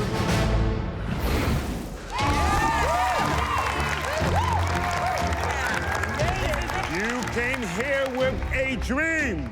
Tonight, one of you will realize that dream and walk away with $100,000. The trophy and the life-changing title of Canada's next Master Chef. There's a group of people who understand more than anyone how hard you've worked to get here. Andy, your wife Jessica, your baby girl Violet, your mom Cheryl, and your dad Stuart. I've got an amazing support system, but so, so nice to see Violet. Look how big you are. It's so amazing to have Violet here in the MasterChef kitchen. When I talk to her when she's older about chasing her dreams, I can say, like, you were there when I was chasing mine. Becky, you've got a ton of family support in your corner, too. Your mom, Lisa. Your dad, Chris. Your sister, Lucy. And your niece, Mila. I haven't seen my niece in like months, so she's gone very big. Wow. He's not that scary. So, Chris, are you at all surprised that she's made it this far? I am surprised, yeah. You are? Just because she's so young, but based on the skills, she deserves to be here. Stuart, when did you realize that Andy had such a wonderful gift? Probably it was last year. We're down in Costa Rica, and I'm the typical guy. Open the fridge, oh, there's nothing in there. And then Andrew opens it up, and lo and behold, we end up with this wonderful meal. And we're like, okay, there's something there. So he had his first mystery box challenge in Costa Rica. Yeah, that's right, yeah. Families, thank you for helping us celebrate the end of this incredible journey. Please head up to the gallery.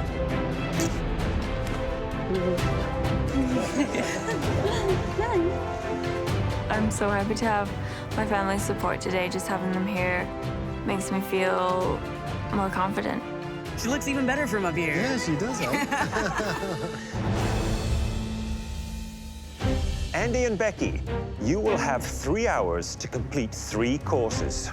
Your appetizers will be due at the 1st hour mark, entrees at the 2-hour mark, and your dessert at the very end of the challenge. That clock will not stop. You will continue to work after your plates are served. We will taste your first 2 courses in private while you continue cooking. And then we'll ask you to join us for the tasting of your dessert. Just before this cook starts, this is the most nervous I've ever felt. I just gotta stay focused and push these dishes out. You will now have 10 minutes in the pantry to gather everything you need. Are you ready? Yes, Chef. Your time in the pantry starts now!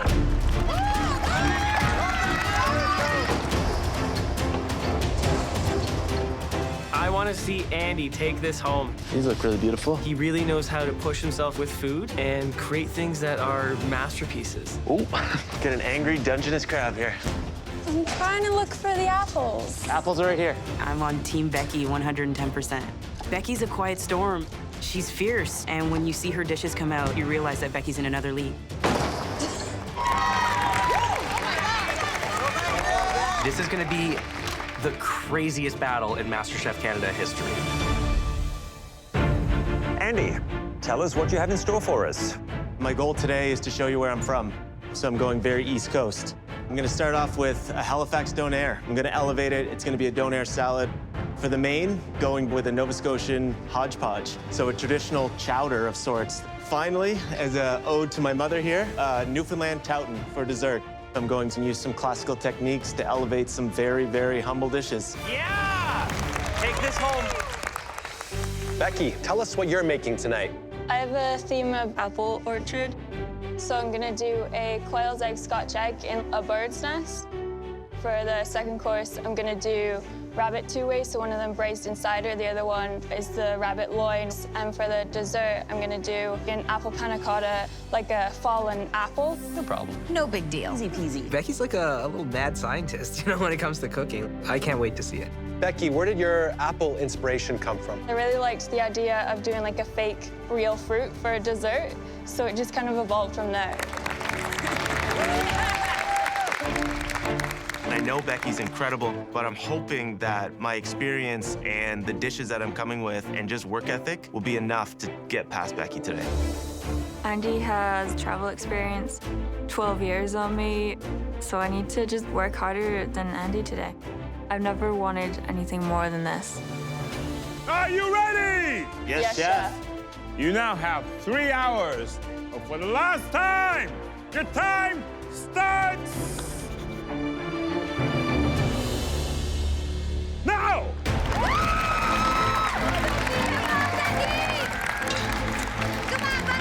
Andy versus Becky, it doesn't get more exciting than this. My whole menu is apples and kind of naturey things. I'm using a lot of fall rustic flavors, and I want to demonstrate how versatile an apple actually is. I have a lot of components and techniques to do today, so I have to really push myself and work really fast today.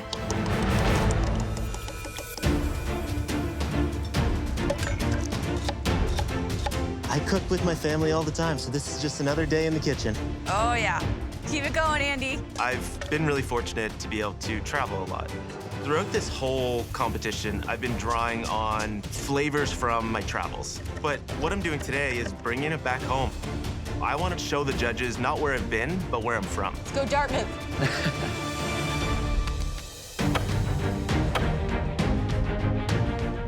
Becky is doing a Scotched quail's egg, which is a British classic. Every pub, every little cafe, they will sell a Scotched egg. Tricky business, though, because that quail egg can overcook by the time the crust on the outside is cooked. Those are adorable. Look how small they are. I make Scotch eggs at home all the time. My dad and my sister really enjoy them. Eggs live in nests, so I'm putting it back into nature.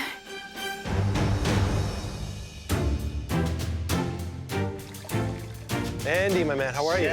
Question for you. Yes. How many donaires have you eaten in your lifetime? I've probably eaten more than I actually remember because there tend to be a late-night snack after the bar, but...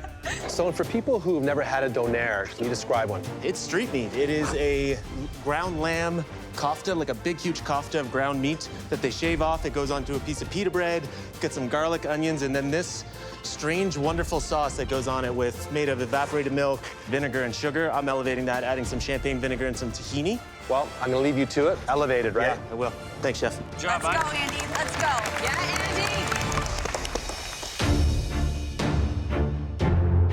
Becky, you're doing amazing. Those look great. Becky's family is gonna be absolutely shocked when they see how much she has grown as a cook. Becky, Hi. what are you doing now? Spiralizing. No kidding. What's that, for the nest? Yeah. What's the cook on the quail's egg? Find out when they come out the deep fryer. I don't want to see a dry egg yolk. Okay.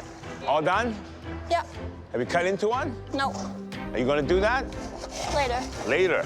When Becky cooks, she is laser focused, and anything around her is non-existent. I got a feeling that you want me to go away. Well, I got things to do. You got things to do. All right, get the hint. 30 minutes! Solid, Becky. Solid, like a rock. Andy is incredibly intense. Whew, and moves fast. He's very competitive, but he's not gonna undermine you. He's like a stealthy competitor that you respect, but he very much wants to win.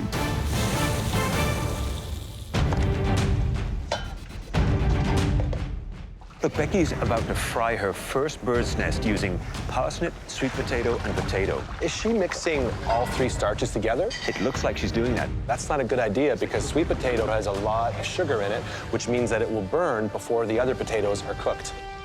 Becky is like really sweating. I think it's starting to get to her a little bit. Oh, Becky's bird's nest looks burnt. I'm just feeling a lot of pressure because I have a lot to get done. I've never seen her look so frazzled. I've never taken on this much before. I'm feeling very overwhelmed right now. Andy has his lamb loin in the oven roasting off nicely. His pita chip and roasted eggplants are well underway. Everything he's doing is calculated and precise. Nice, Andy. You're in a groove here. This donaire salad has a lot going on. How's it taste, Andy? It's really good. 15 minutes! You have 15 minutes left for your appetizers! Becky is already starting to plate her first course. I've never taken on this much before. I'm just nervous about the time.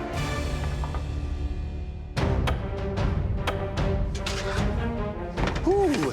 Yeah, there. Andy's lamb loin needs to be medium rare. It's very tricky because of its small size.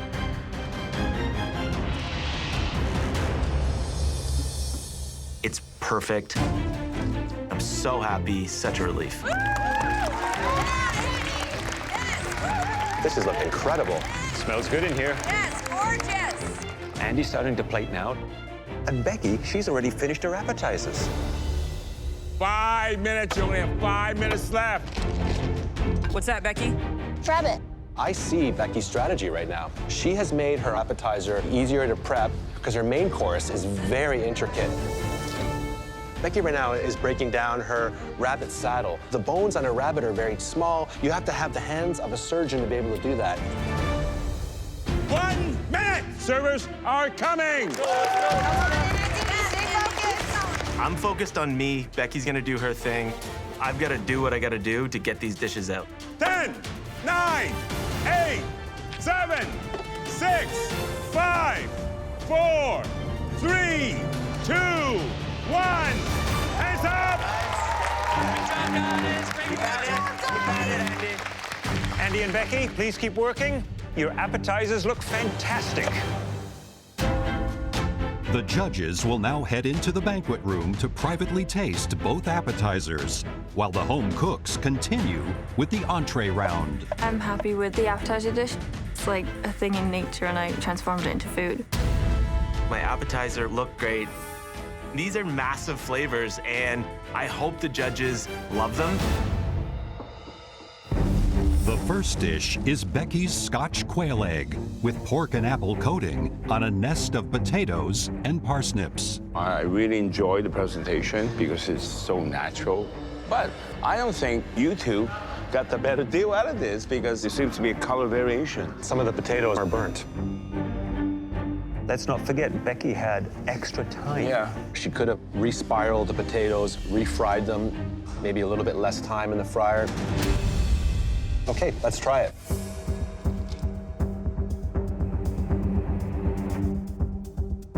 Yes, some of the potatoes are a little bit charred, but this dish is absolutely delicious. You've got the pickled pearl onions, you've got the charred leeks, the peeled cherry tomatoes. Those ingredients really help to counteract the fattiness of the other ingredients, and that's really intelligent cooking. I think it showcases a great deal of technique. Seasoning on the sausage meat, I thought was spot on. The flavors are beautiful. The Scotch egg done to perfection. I'm very impressed. Next is Andy's appetizer. A Halifax donair salad with spiced lamb koftas, seared lamb loin, pita chips, and evaporated milk tahini dressing. I think he's done a wonderful job reimagining a classic handheld dish. Let's taste.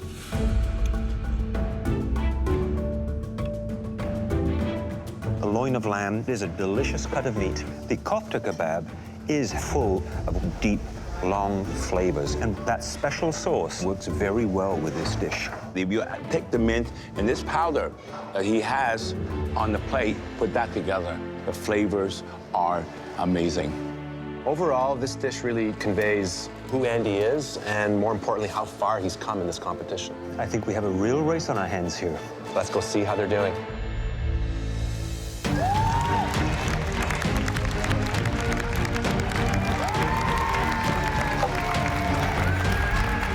I like not knowing how the tasting of the appetizer went, so I can just focus on what I'm doing.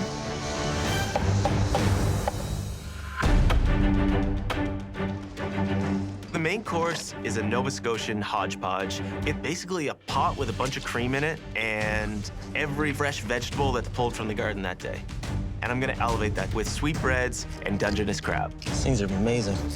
And then finish it with a crab bisque on top. Keep it going, Andy. Andy's menu is ambitious, but I know Andy can pull it off. Gotta push, gotta push. I feel like things are going really well right now. I just need to keep pushing. Every element has to be perfect because there's not a lot of room to hide.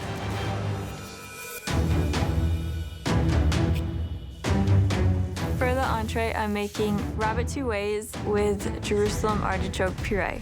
I have to braise the rabbit, which I already started. Oh my goodness. What is that called again? Caul fat. Caul fat. You're putting your rabbit and your apple in there, yeah? Yeah. Wow. It's amazing. Caul's fat is the fat around a cow's stomach. It's just a great way of keeping things together with meat. And also add moisture and flavors. At home, don't have the equipment, don't have the access to all these ingredients. Like 3 months ago, it was impossible to become a chef for me, and now it's super close. Yes, yes, Becky, yes, Becky. 30 minutes! You have 30 minutes left. Okay, Boo Bear, let's go. Oh, Andy, that looks delish. A soubise is simply an onion sauce. You take lots of onions and slowly cook them without any color. Oh, God, it's gonna be so good. This dish is much more reserved and focused on classical French techniques. Looks good, Andy. Looks good, bud. I want to win because I really want to build a name for myself on the food scene in Halifax. Looks great, bud. Looks good. Andy. Chef. Tell me exactly what you're doing. I'm doing a Nova Scotia hodgepodge. You're putting crab in it? And I'm gonna have some crispy sweetbreads for texture and just like a play on surf and turf, really. What is the most difficult element for you in this dish? A lot of the food from the East Coast is pretty basic in nature, so I'm trying to elevate. Good luck with it. Thank you.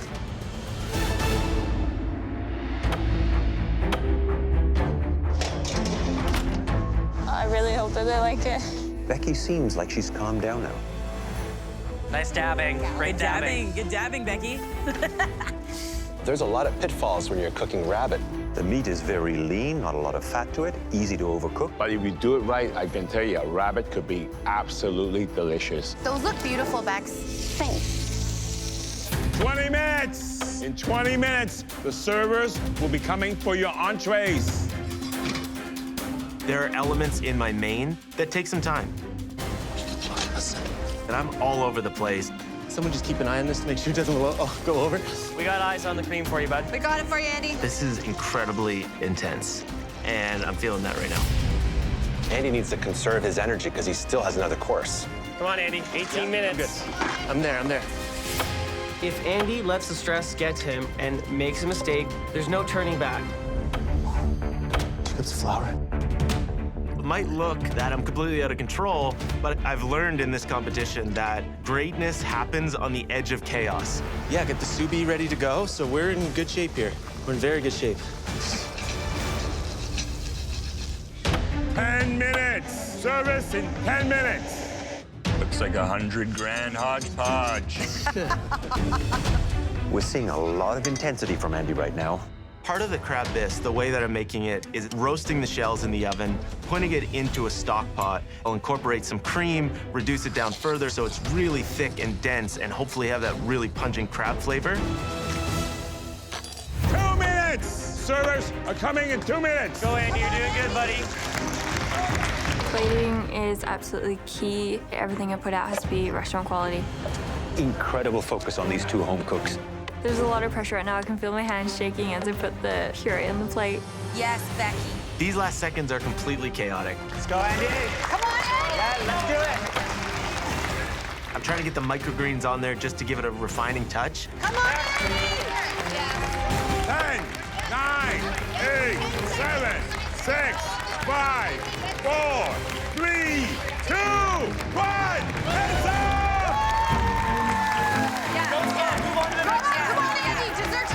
Andy and Becky, keep working on your desserts. Please excuse us while we taste your entrees. Last one, guys, last one! The clock is not stopping. I wish I had about 30 more seconds just to clean off the plates, but I'm still hoping the flavors are there and it's enough to impress the judge. I'm really happy with the apple flavors in the entree. They're infused into the rabbit, so you can't really miss them. The first entree the judges will taste is Becky's. Rabbit saddle, caramelized apple and fennel wrapped in caul fat, and cider braised rabbit legs on a Jerusalem artichoke puree. The sauce could have been a little bit thicker. It lacks a bit of color, but it smells great. Her composition is actually very chef-inspired.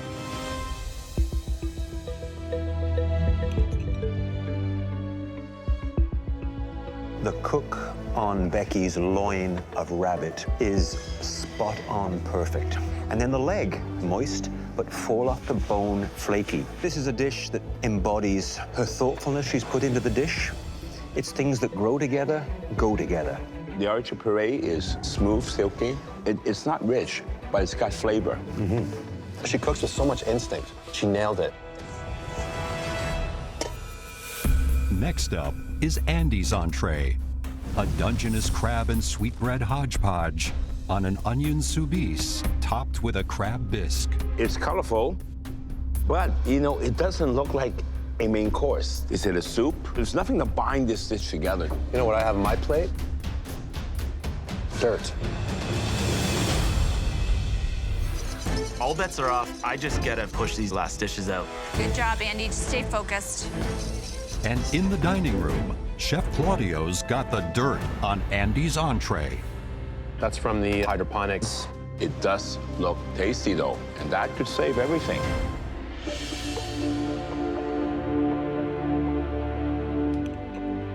But look at the shine on the sweetbreads.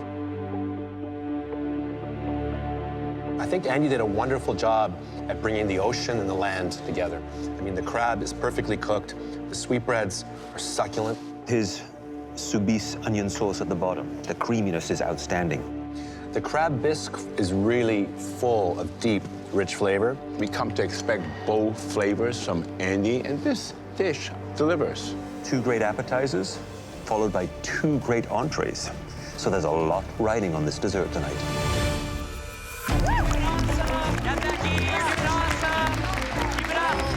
Wow, look at the energy in this kitchen. I really can't feel how exhausted I am right now. We haven't stopped.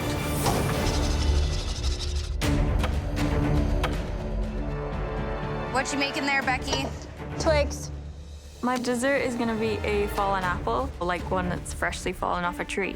It's an apple panna cotta. The core is gonna be an apple jelly with toasted pine nut seeds, and then a twig made out of this dough and a sugar leaf. If any one of these steps goes wrong, it's gonna ruin the entire dessert. It's a lot to do with just 1 hour.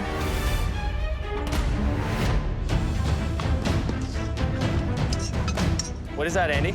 It's gonna be a crumb. I know Becky is gonna go very high concept with her dessert. So what I'm gonna do is go homey and gooey and delicious. Hey, Mama. Hi, Boo. Since I was a kid, Mom would always make this thing that they call a Newfoundland tout. Basically, dough, fried in a pan with a bunch of butter and served with baked beans. What I'm doing here is incorporating molasses and sugar and gonna turn it into a donut. This is for my mom and my whole family in Newfoundland. She's really pleased to see me do this. The panna cotta, I would say, is probably the most difficult element of Becky's dish. The key is to make sure that you don't put too much gelatin into the mixture for your panna cotta, otherwise it'll make it way too stiff.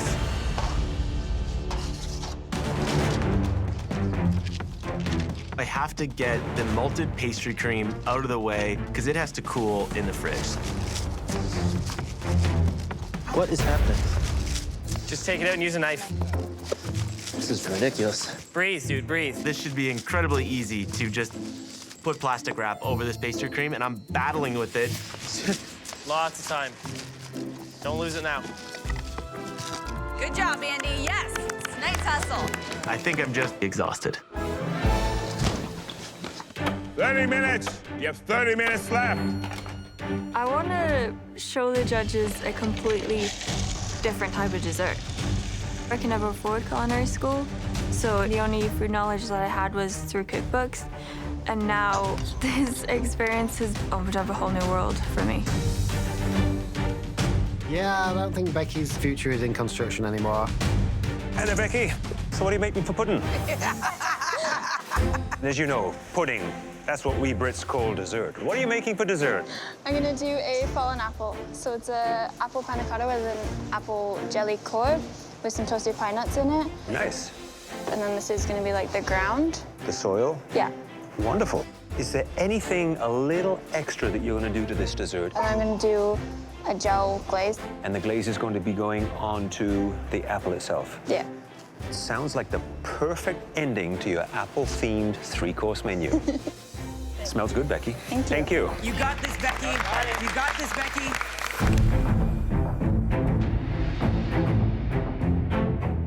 I have to start working that dough and incorporating the molasses and brown sugar mixture I have. Fold it over as many times so you have those layers, and then just let the dough rest a little bit to get softer. Andy. Chef. What's going on with dessert? I'm gonna do a Newfoundland donut. Newfoundland donuts. Oh, is that the one with just the hole? I've been to Newfoundland. I've never had a Newfoundland donut. So tell me, what is a Newfoundland donut? It's one of my favorite memories of having this fried piece of bread. They call it a tautin, and dipping it in baked beans. Okay, I love baked beans. This one is molasses kind of folded into a donut dough, fried with some bruleed rhubarb. Okay. There's gonna be a nice crumb. I'm gonna try to make this more homey, make it remind you guys of your childhood, and just make it feel ooey gooey. Don't mess up. I won't. Keep it going, Andy. You got this.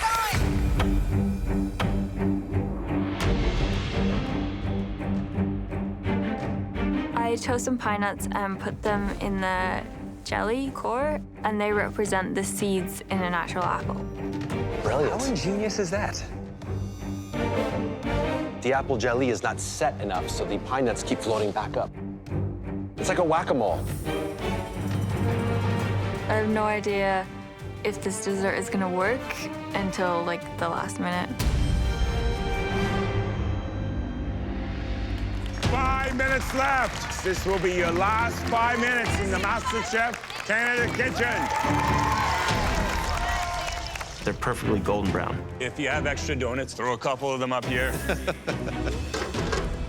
She's just taken a small piece of her panna cotta and doing a little test of her glaze. This dessert has to be perfect. I'm gonna ditch the glaze. I don't really like it. Look, Becky just threw away her apple glaze. She's just thrown it out. Wow. No more apple syrup? No. 2 minutes. You only have 2 minutes left. 2 minutes.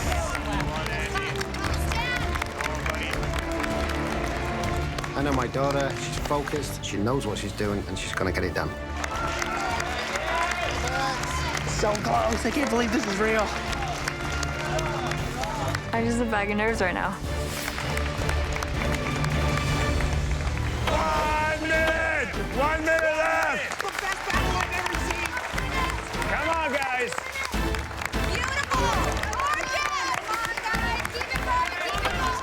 Got this. 10, 9, 8, 7, 6, 5, 4, 3, 2, 1. Hands up.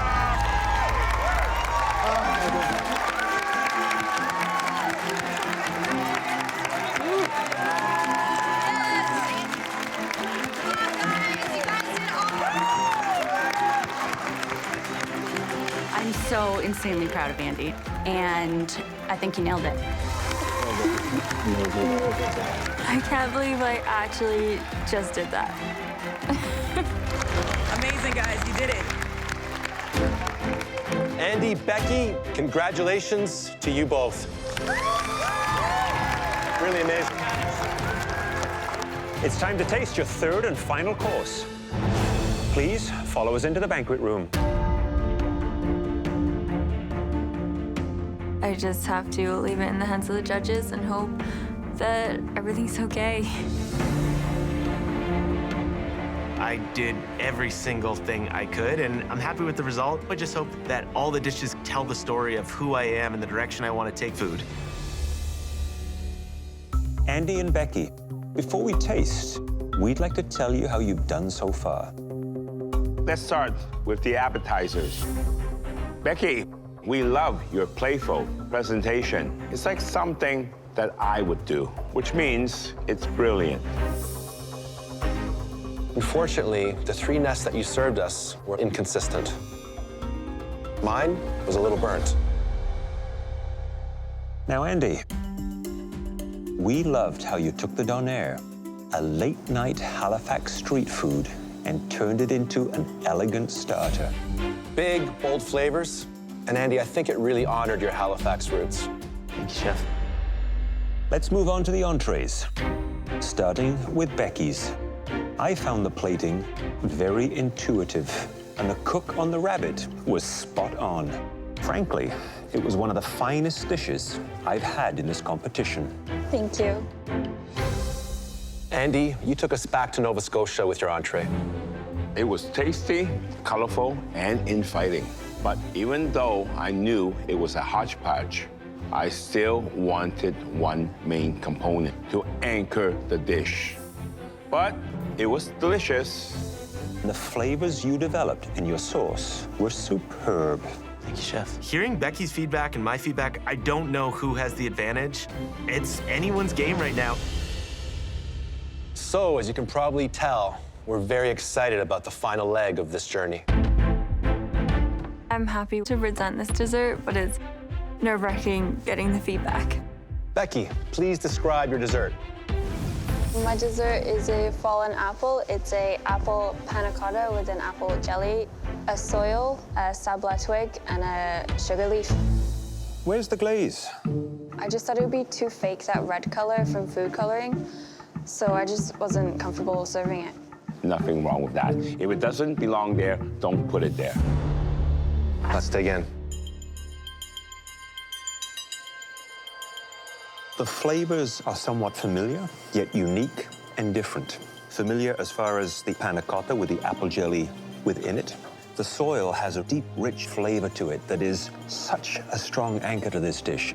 This is one of the most original desserts I've had anywhere. There's a lot going on, but you can sense what is going on. So nothing is overpowering. And I like the journey you have taken us on with the apple. All right, Andy, tell us about your desserts. It's a malt pastry cream with a molasses brown sugar rolled Newfoundland Towton, some bruleed rhubarb, and then wheat cereal and ginger snap crumb. Looking at it, I would love to dig into that. Let's try it out.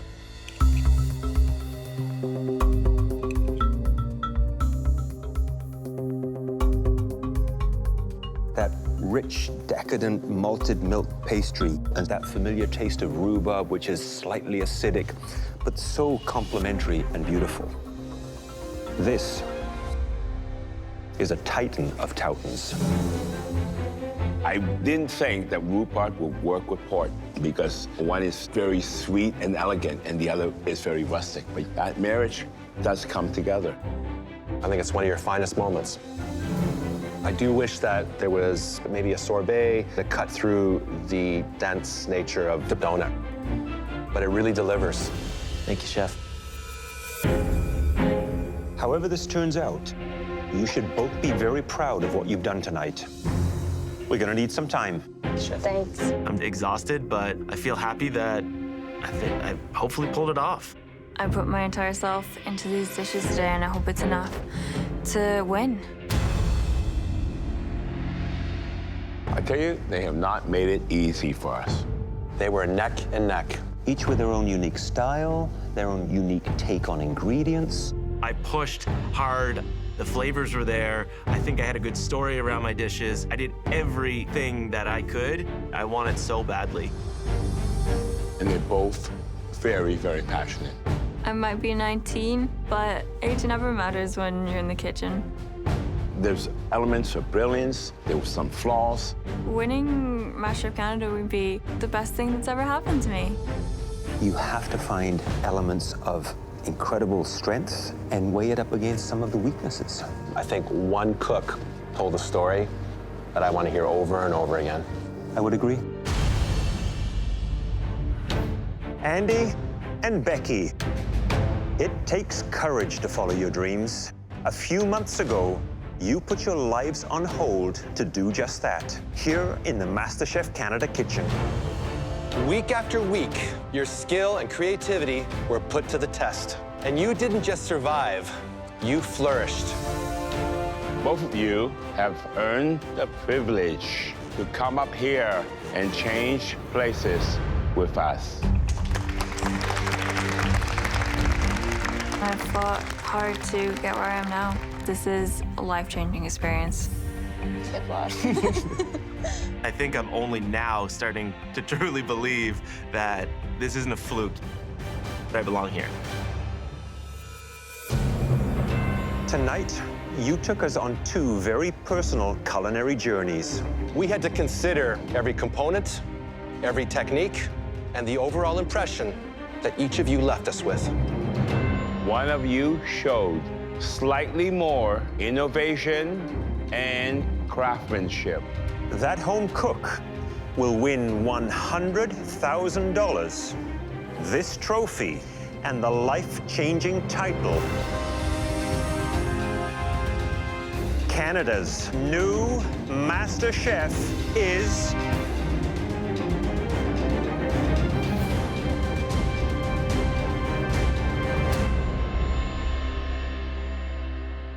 Becky.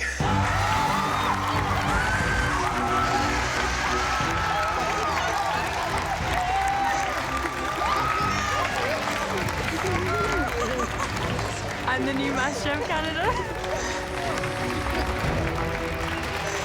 You did it. It's real. You're not dreaming. This trophy is gonna change like every aspect of my life. I can finally pursue my dream of becoming a chef. Becky, congratulations. Becky, she is a 19-year-old phenom, but I'm still really proud of how we responded today, to know that I will push in those difficult moments. So just get ready, it's gonna be a big ride. I've realized that dreams are possible, they're not just dreams. I'm not going back to tile setting. I just want to cook in a restaurant.